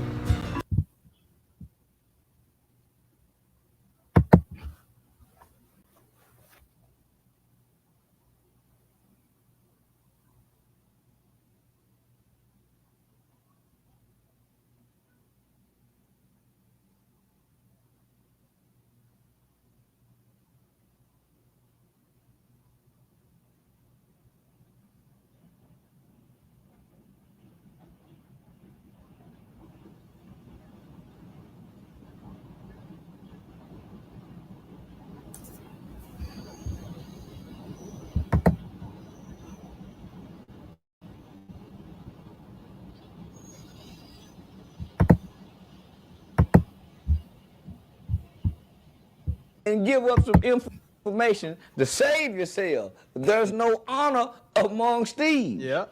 That's where I come in at. Charleston may be a little too late, bro. There's over 50 plus witnesses, but people are already telling. Yeah.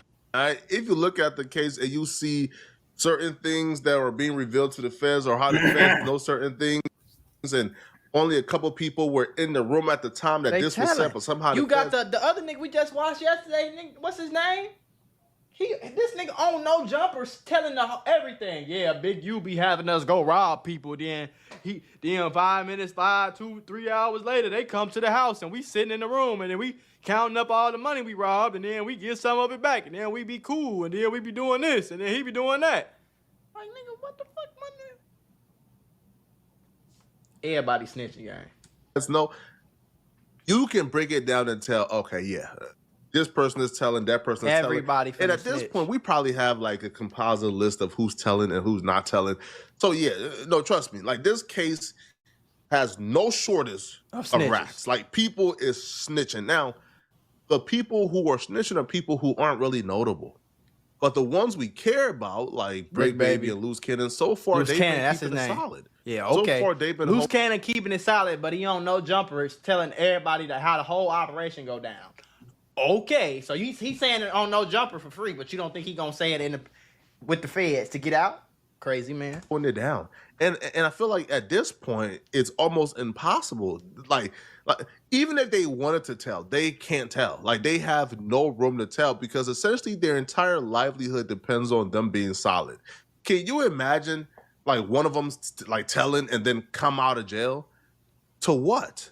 Right? Like the podcast career is like over with. The gangbanging is over with. Like, so essentially you have no choice but to keep it solid. And no, the hell he don't. Flock, are you drunk, boy? No, they don't. They can come home, move to Arizona, Arizona, in the middle of nowhere, Arizona, get a job at Walmart, and live their life regular. They ain't gotta come home to be rich. It's better than being in prison. Anybody, when you sitting in jail, and they put 20, 15, 30 years in front of your face, I promise you, all that thinking is going to change.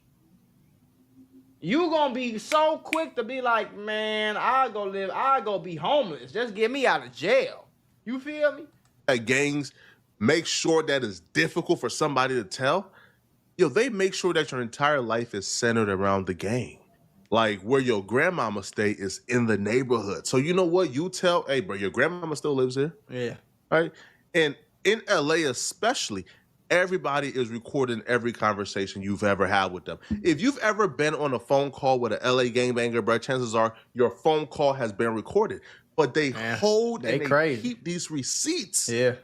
Because it's blackmail. Right? Blackmail and extortion. Hey, bro, you tell, we got all these receipts on you of everybody you talk trashed about, all the embarrassing things you've said, all the things you said about your friends when y'all were beefing at the time. Right. Hey, bro, we can literally break and ruin your professional and social life with all the receipts and recordings we have on you. So go ahead and tell and LA gangbang is be so a pariah, and then come home and you still don't have your friends and family to lean back on because we have recordings of you. That's okay. Saying foul things about them. And that don't matter when that versus 20 years and 30 years, 40 years in prison. All that don't matter, gang. I promise you. That's why when you go on your phone calls or even nobody have ever been able to uphold these codes. Yeah. The Mafia ain't. Yeah. The Chinese Mafia. Yeah. The Taliban. Yeah. Al Qaeda. They all everybody when they get caught by the oppressor, break and fold. Yeah. They got techniques that they put on you. They might waterboard you. They might isolate you. Won't let you see nobody. Yeah. Man, all kind of and you stand on these and you broke while you doing and this. You broke in prison while you broke all that. While you standing on these motherfuckers. You ain't got no lawyers paid. Your mama ain't straight. You broke. You ain't got no food in here. Man. With a court-appointed lawyer. You tell to get out of jail, fellas. The best thing you do. You still get low cap. Might quit talking to you, but you still get. Don't stop getting, because you a tattletale. Charleston White will also reveal why he believed the city of LA. And that's true too. I keep pausing it, but on some real shit though, think about it. You go in there and snitching, the girls don't care that you snitched. Pretty girls don't care about your street cred, how much money you got, how you treat them, how you talk to them, what car you drive, where you live at, how you look, how you dress, how your haircut is, your lineup. You know how to give a girl flowers, open the door for her. You do all that for a girl. You know how to... Let me show you why I stopped paying for all my other sample libraries. This is Arcade by Output. This thing has sound, samples, instruments, effects. You know how to lead her. She ain't got to work. She don't give a damn that you snitched 5 years ago in prison. Only niggas care about that. Chose right now to strike and indict the Rolling 60s and Brick Baby and Big U. And his theory is actually something I've heard floating around. So this is a great time to really discuss this somewhat of a conspiracy theory I've seen floating around. This was more of a political move that had something to do with the Olympics. So the Olympics is coming to LA. True. Oh, he finna get smart on him. I already know what he finna say. Yeah, Big U started them. The Olympics is coming to LA in 3 years. They are about to wipe the streets down. All the extortion, all the dirty homelessness. I promise all that shit gonna be done. In the next 3 years, it's gonna be smooth sailing. All the gangbangers getting locked up. Especially if you're on the internet. Oh my God. All the gangbangers getting locked up. It's downtown finna be way better. They probably building new apartments, new hotels, renovating stuff. They got 3 more years, 3.5 more years to fix LA. I already know what he's finna say. Like a year or two. So you got to think about when the Olympics came to Atlanta in 95, 96. They wiped all the hoods out. The city and the county get a bunch of federal funding to go clean up the city, to prepare for the Olympics to come. So remember, Atlanta had the Red Dog. They finna lock everybody The Red ass Dog up. had the resources, the power, the authorization to go out and do whatever to clean up all the crack sellers, the drug dealers out of Atlanta before the Olympics came. LA has announced they're investing $15 billion ahead of the summer 2028. $15 billion. How much money you think they finna... Look at it. Aims to become a smart city, monitor traffic patterns, manage resources, and provide efficient public service. Traffic congestion, environmental issues, improving access to services. LA gonna be a real nice city by 2028. Because that's when the Olympics gonna come. And all that money, the Olympics is not gonna succeed. They gonna give you $12 billion. They gonna make $30 billion just off people coming to the city. You got hotels. All this money is taxed. So you got to really understand the real world and life. All this money is taxed. So you got hotels, you got flights, you got restaurants, you got Beverly Hills, you got shopping centers, you got public transportation, you got Ubers, you got parking. You paying to get in certain venues.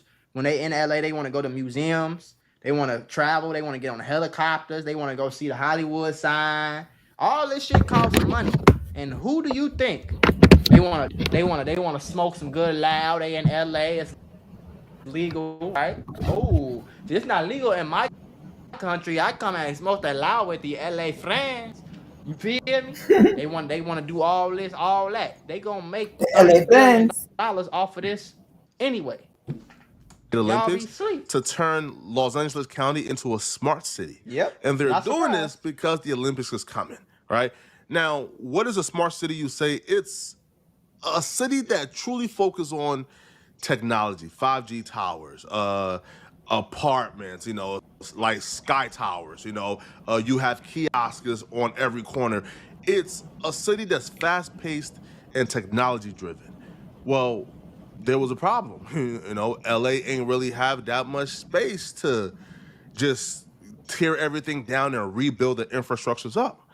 So that's why people began to get a little bit suspicious when the fires began to just randomly pop up in LA. And you have single family homes begin to get destroyed. And then the city began to offer those people money for their properties, right? And if those people don't claim their properties, I've been hearing, yo, the city might start claiming eminent domain because they need that land. Yeah, they need it to build a smart city. Right. Phase 1 is to clear out the city to rebuild the infrastructures. Phase 2 is to lock everybody ass up. Niggas when them folks come to, right? There. Clear out the iggas, Yeah, man. I don't want all these tourists being scared. Oh, the gangbangers! I tried to go to the club and the gangbangers were there. They wouldn't let me go. I'm so scared. No. Lock their ass up. Lock them up.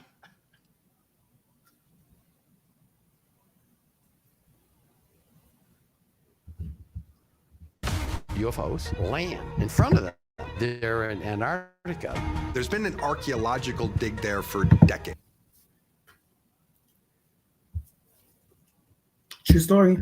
A grand jury in Dallas would find probable cause that 33-year-old Marquise Conway, aka Yella Beezy, caused the death of Mo 3 by employing Keywan White to murder him for money. Immediately, Dallas, Texas TV would post a picture from what appears to be. You in a picture with the same man that unalived Mo 3, who just so happened to be your biggest op. Wow. Put that in the dirt. Damn. Ladies and gentlemen, we got him. Boy, oh boy. I ain't gonna lie though. If y'all been watching me for a minute, I predicted this was gonna happen years ago. When Mo 3 first passed away, I've been said I wouldn't be surprised if Yella Beezy and them had something to do with it. And look what we have here. FBI, open up! Oh my God, our friend 1090 Jake is gonna break it down for us. Let's get it. The rap world is in shambles right now. Yes, it is. The biggest Crip just got indicted. No Jumpers host got taken down. Bobby Shmurda then. Hold on, Brick Baby got locked up. Just got in. 43 new charges. All y'all who be sending shit around the internet, all y'all who be promoting and listening to what these niggas saying, all y'all giving these likes and hidden likes, all y'all supporting this, all y'all guilty of this. Okay, Big U has just been indicted again about 12 hours ago. A federal grand jury has returned a 43-count indictment charging a music label owner and purported anti-gang activist who was a longtime leader of a South LA street gang with dozens of felonies. Everybody that supported them shows, them 100 shows, and all them shows, and y'all need to, everybody who following them, promoting them. Nothing new charges? New charges. Y'all wrong. Y'all ain't black. It's crazy. 9 counts of attempted Hobbs Act extortion, 5 counts of Hobbs Act extortion, RICO, embezzlement, intentional misapplication of funds from an organization receiving federal funds, 1 count of bank fraud, 1 count of tax evasion, 2 counts of willful failure to file a tax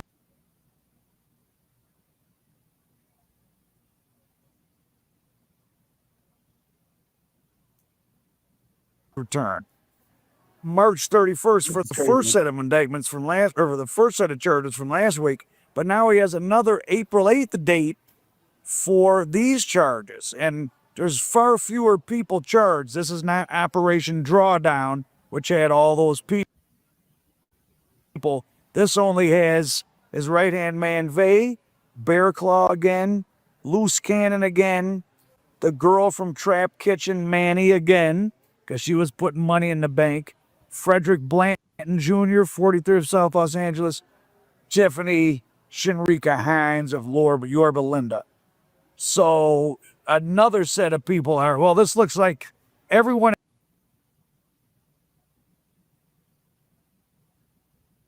This is crazy.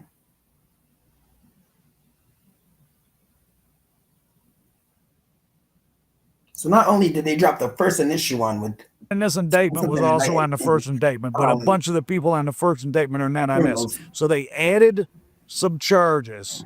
This is crazy.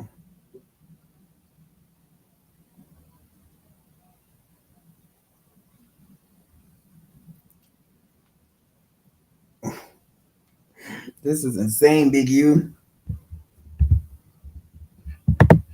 So he got a bunch of extortion charges added. Wow. GB running this here movie set in the hood. Come on out here. Coming out here and checking in with GB, getting these movies done. You better know it. Anytime you want to do movies in the hood, just check it in. We can make sure it's done. Movies, videos. But if you don't check it in, oh well. Just gonna check your ass out. We're gonna check you in, all right. We're gonna check in all of your equipment. Developing Options is primarily funded through the City of LA's Mayor Office Gang Reduction Grid Foundation, so they're upset about that. Finally, the indictment alleges that as part of the racketeering conspiracy charge, during the early morning hours of March 19th, while law enforcement was arresting other members of the enterprise. So this is the first when they rounded everybody up 8 days ago. Henly turned off his cell phones and fled his home. That day, Henly posted to the Crenshaw Cougars Instagram account claiming racial profiling, blaming his co-defendants and opponents for the criminal charges filed against him in a federal criminal complaint, and instructing the public not to associate with his co-defendants and known opponents. Oh, wow, he messed up. So they're looking at that as like basically a general witness intimidation against all of us. It's against the public. Remember, he said it's, if you listen to these guys, you like and share and subscribe, it's your fault.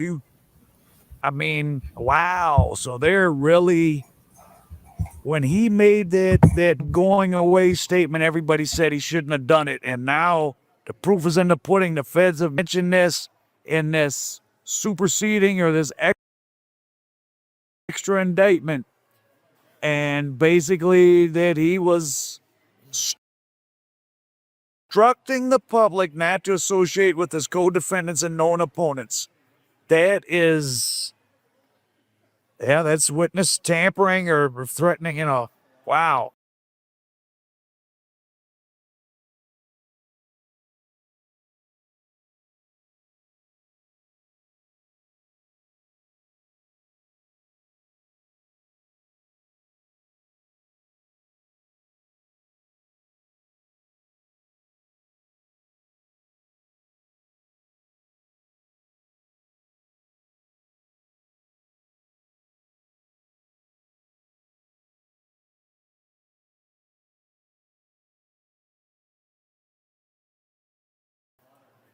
If convicted, Henly Robinson Martin would face a statutory maximum of 20 years in federal prison for the racketeering, the bank fraud, 30 years.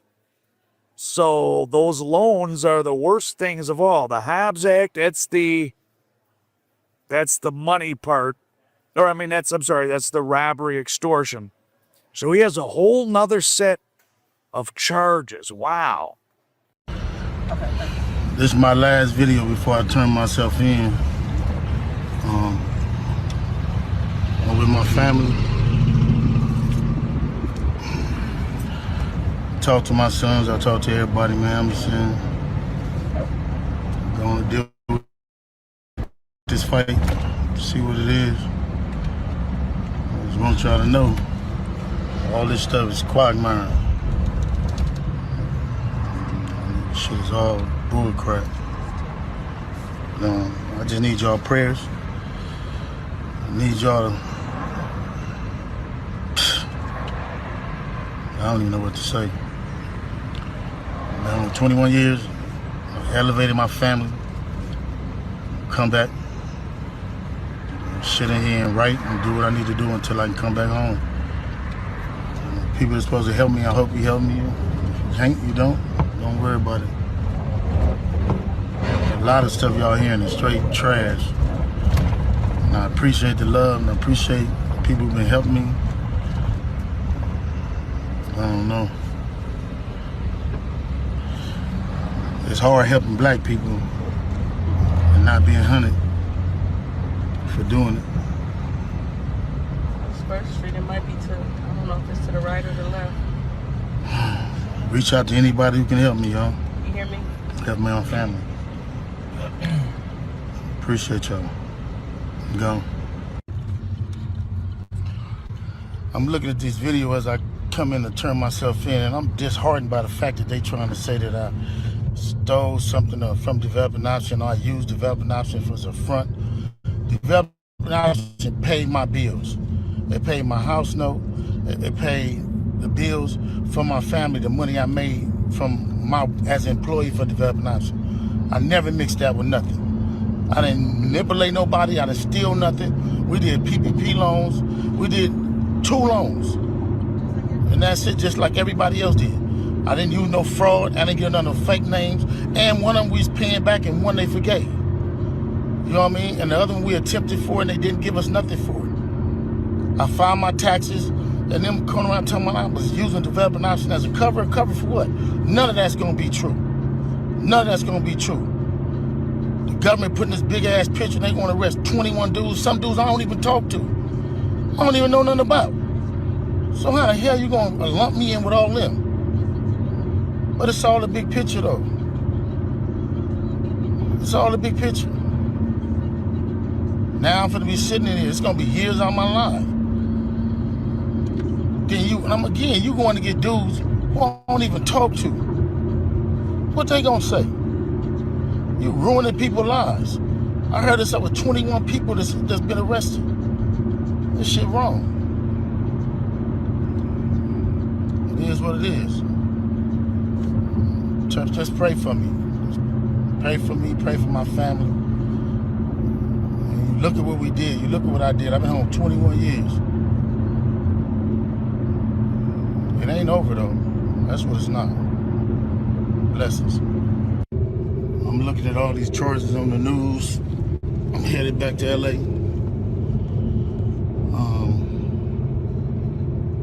And then I'm looking at the people they arrested. How you gonna go arrest people that I don't even talk to? That's a built-in liar right there. You know what I mean? So, is that how they gonna work the case? Everybody know I don't fuck with Cannon. Everybody know I don't fuck with Brick Baby. So if you went to arrest certain dudes, and put them next to me, them is the dudes you gonna have that call themselves turning against me. Well, ain't no turning against me. I ain't going for that. You might well go get 600 and whack.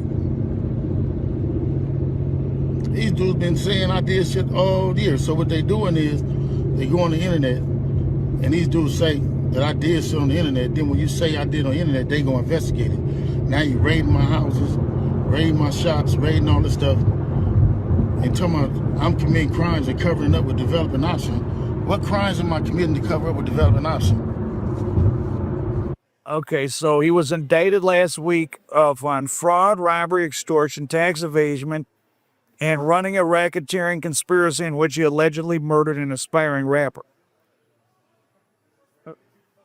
Before turning himself in, Henly made videos, etc. I ain't been nothing but a help to our community. In the indictment, prosecutors referenced those videos, calling them an attempt to poison the jury pool. They also accused Henly of fleeing from law enforcement and obstructing the investigation. According to the indictment, Henly's phone stopped recording location data around 12:30 a.m. on March 19th, hours before law enforcement executed arrests, so he knew it was coming. Before allegedly fleeing his home in South LA, Henly left a subpoena. Well, I mean, Whack and 600 was right. They did warn him. I mean, I guess they did do him a favor.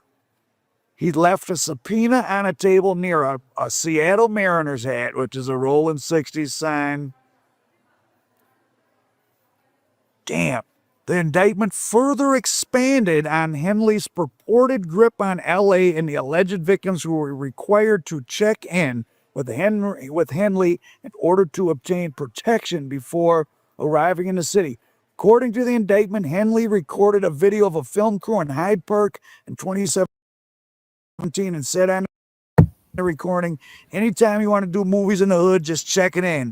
But if you don't check it in, we're going to check you in, all right? We're going to check in on all your equipment. GB running this here movie set in the hood. Come on out here. Coming out here and checking in with GB, getting these movies done. You better know it. Anytime you want to do movies in the hood, just check it in. We can make sure it's done. Movies, videos. But if you don't check it in, oh well. Check your ass out. We're gonna check you in, all right. We're gonna check in all of your equipment.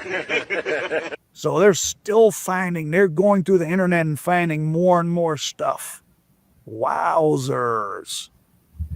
Another thing, Henly arranged for a co-conspirator to collect an illegal debt in November 2022 from a current NBA All-Star player who purportedly owed $3 million to Big U Enterprise Associate. What's that all about?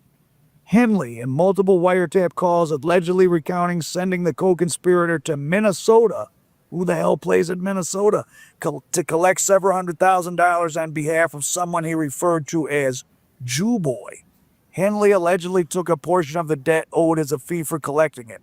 The indictment also included details from wiretap calls in which Henly allegedly said he was bigger than Nipsey Hussle and that he had disciplined Hussle before the rapper's murder in 2019. Ho, wow.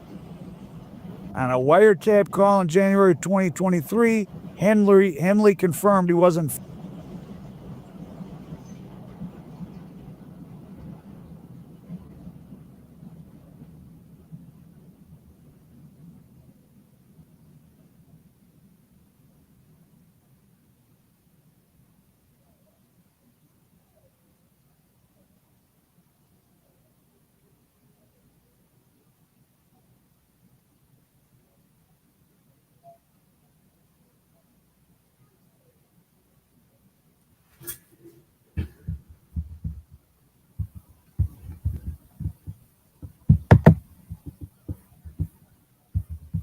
feuding with Hussle. While Hussle was dead at this point, he added that no one could beef with them because if they did, I'ma kill them.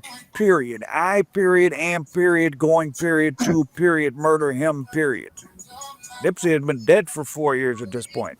Henly is in federal custody already, of course. His arraignment is April 8th. Detention is April 10th. So he's got two separate... Oh, wow. This guy is in a world of trouble. Sheesh. So, man, what do you guys think about this?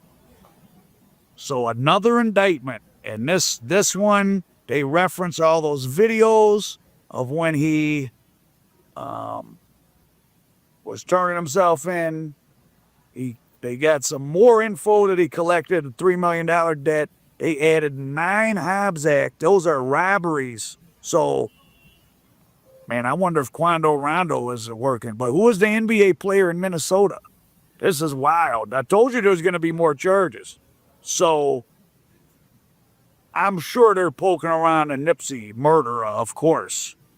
If they think he killed that Rayshawn Williams, an aspiring young rapper, for disrespecting him by wasting studio time, you would have to think they think he's got something to do with Nipsey. And remember, like I said before, Eric Holder, they say he got 6 years. That guy's scheduled, he sees the parole board in 2034. Or 2038 or something. He's got like 9 or 12 more years. That ain't that long. I mean, it is, but not if you're somebody in that state of mind.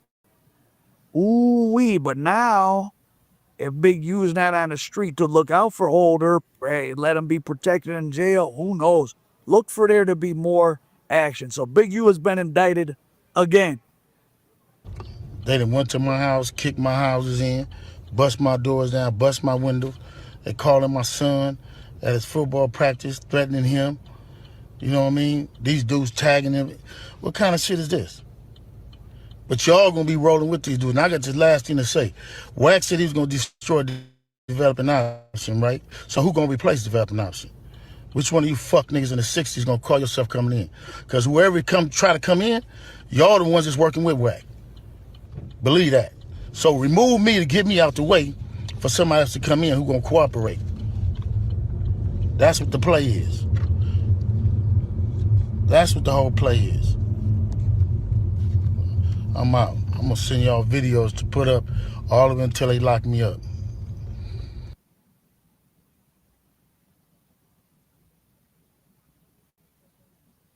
No matter what kind of work your team does, Asana can help manage it. From project intake, to campaign management, to strategic planning and more, Asana works for you. Try it for free today at asana.com. I know y'all been hearing about it. They said 50 Cent dropped some paperwork that said Big Meech snitching. FBI, open up! I got my donkey ready. I hope you got yours, motherfucker. Let's get into it. One of the most unexpected beefs of 2025 has had everyone at the edge of their seats. Shocked would be the word best to describe seeing former drug trafficker / street legend Big Meech next to former corrections officer / rapper Rick. We don't want to hit no street come out of Rick Ross' mouth, folks. You know what I'm saying? And really, Rick Ross like a 6'9", while everybody talking crazy. If everything everybody say true, you know what I'm saying? You was a correctional officer. You never really was selling drugs like that. You called yourself Rick Ross after a real drug dealer. You made your album called Teflon Don after another real drug dealer. You know what I'm saying? Ross would always give the facade that he was some drug lord from Miami, even going as far as naming himself after a drug lord from Los Angeles. God damn. Ross would mention Big Meech on his 2010 album Teflon Don, the very nickname of none other than John Gotti. John Gotti. Within the song BMF, Ross would rap, I think I'm Big Meech, Larry Hoover. Ross would be boldly comparing himself to Meech, who we all know ran BMF, right? The Black Mafia family. They had so much money. A drug trafficking money laundering organization founded in 1985 in Southwest Detroit, prosecutors allege BMF made over $270 million over the course of its operation. That's a Los insane, Angeles bro. drug source with direct ties to Mexican cartels would be the entryway in which BMF established direct routes to Atlanta, where they flooded the southern states with kilos of cocaine. But That's this crazy. wasn't the only person Rick Ross felt he was like. He'd also name another street legend, Larry Hoover. Larry Hoover. Hoover is being held responsible for founding the Gangsta Disciples in Chicago way back in the late 60s. A gang that's very much still active today, having spread to the East Coast and throughout the southern states. Larry Hoover is currently imprisoned at ADX Florence, the federal supermax prison home to terrorists, gangsters, and other major drug lords such as El Chapo. Damn, Hoover he had that is with El Chapo? Shit. currently serving 6 life sentences, while Big Meech was just released from federal prison in October of 2024. Back in 2008, Meech was sentenced to 30 years. In 2024, Meech would have his sentence reduced to 20 years. A judge would then grant the 32-month reduction off of the 20-year sentence. Serving over 16 years straight in federal prison. So they say he snitched to get out? Cause I'm trying to feel like if you snitch to shit, I ain't listen, man. I mean, I get it, but this is why I be telling y'all, they gon' snitch, folks. Motherfuckers gon' snitch. Like trying to convince me that people not gonna snitch when they get behind them balls and behind them bars, gang. They snitching every time, folks.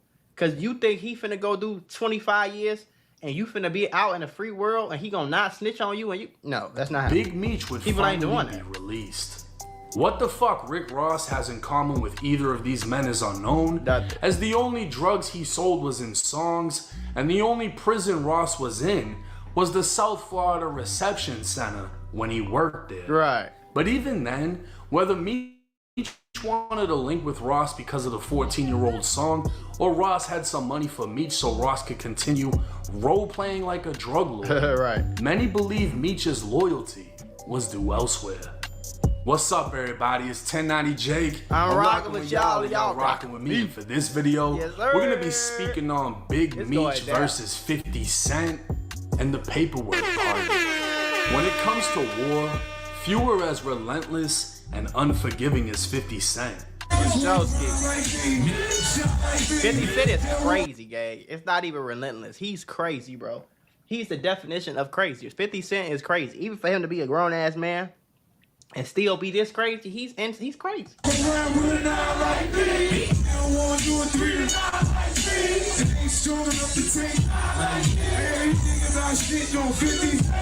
I want to put y'all on to some of the easiest money you'll ever make in your life. Freecash.com is a website that allows you to literally get paid hundreds of dollars just for playing video games on your phone. All you need is an email and a password. Follow the directions on each of the campaigns and you can earn at least $100. My personal favorite game to play was Sunrise Island, and when I clicked on it, they had a $370 bonus. I got $370 just for playing a video game on my phone. On average, it only takes about 17 minutes for most people to start earning money on freecash.com. So if you need some free, easy, extra money, go to freecash.com, click the QR code right here, or go in the description below and start getting that bag. You did? And if you need a reminder, 50 just went viral again for dissing Irv Gotti after Irv was declared brain dead from a second stroke. Damn. 50 would fire the internet up with a post I'm smoking saying, that Gotti pack. Nah, God bless him. LOL.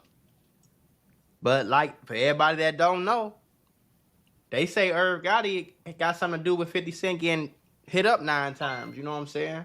Do your homework on that.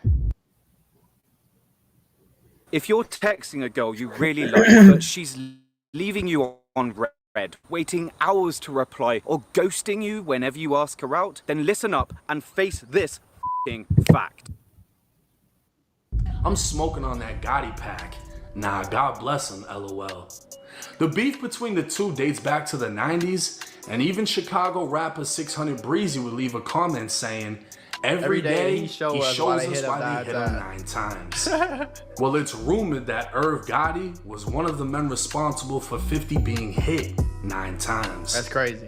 50 has had a notoriously long career of not giving a fuck, and in this case, things have seemingly become worse because 50 gave a fuck. For those that don't remember, Big Meech's son, Lil Meech, was known for years as nothing more than his father's son. Right. But he'd break into stardom when 50 pushed him into the direction of a lead role for a show. Right. Based on BMF, Lil Meech would be playing his own father, right, and 50 would be the executive producer behind the scenes. With no experience, Lil Meech would state in an interview 50 invested in him early on, going as far as paying for his acting classes so he could secure the role in the show as his father. That's crazy. Becoming a success, Lil Meech would find himself in a new light and out of his father's shadow as he thrived in his acting role. With Big Meech being released, the father-son duo would finally be reunited, right, and everyone expected big things for the future. Yeah, hell what nobody expected was Big Meech and Rick Ross. Right. A welcome back legacy concert would be posted to Meech's Instagram with a long list of major artists set to perform in Broward County, Florida. I heard about this one. It wasn't the fact that Ross was performing, it was that they took pictures and videos together. Yeah. Immediately, the internet knew 50 was gonna react. He gonna be mad, yeah. He didn't disappoint. 50 would post a picture of a rat saying, I think I'm Big Meech.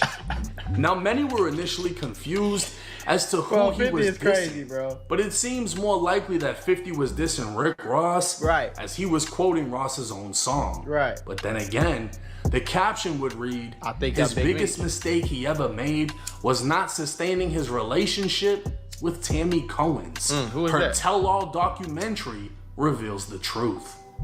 Tammy Cohen Who the hell is Tammy was Cohen? once a business partner and close friend of Big Meech, but according to federal paperwork, became a federal informant. Ross would clap back at 50 with a post of his own, and of course he'd promote his car show, which is believed to be the reason he linked with Meech in the first place. Right.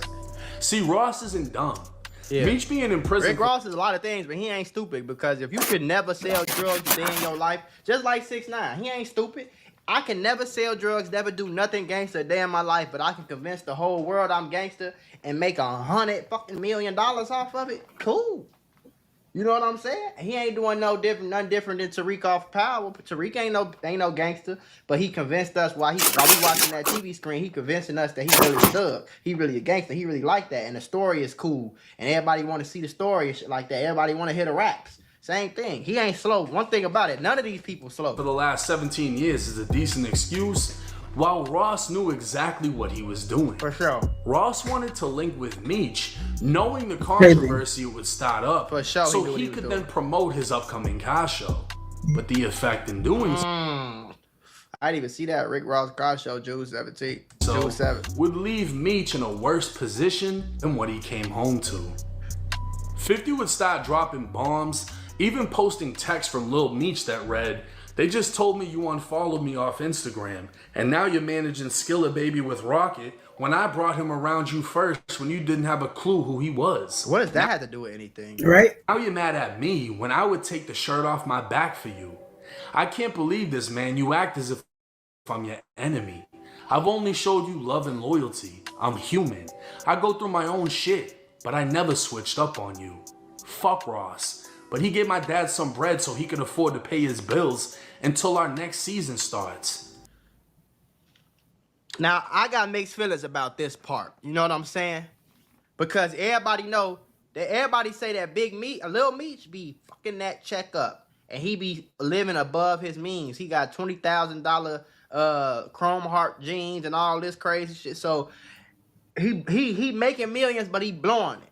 You know what I'm saying? A lot of people be rich, but they be blowing their money faster than they get it, so they don't have nothing saved up. So if something happens, you don't have it. So your dad get out early, you don't have $1 million, $250,000 to get him. You know what I'm saying? So now you doing what 50 feel like is sucker shit. You know? So I get all that, but at the same time, it's like, okay, if 50, you supposed to be my big homie, you supposed to be my dog. Not if you betray me. No. Did you help him? But at the same time, it's like I feel 50 because it ain't 50 job to help you. Right. You don't turn on me for no money.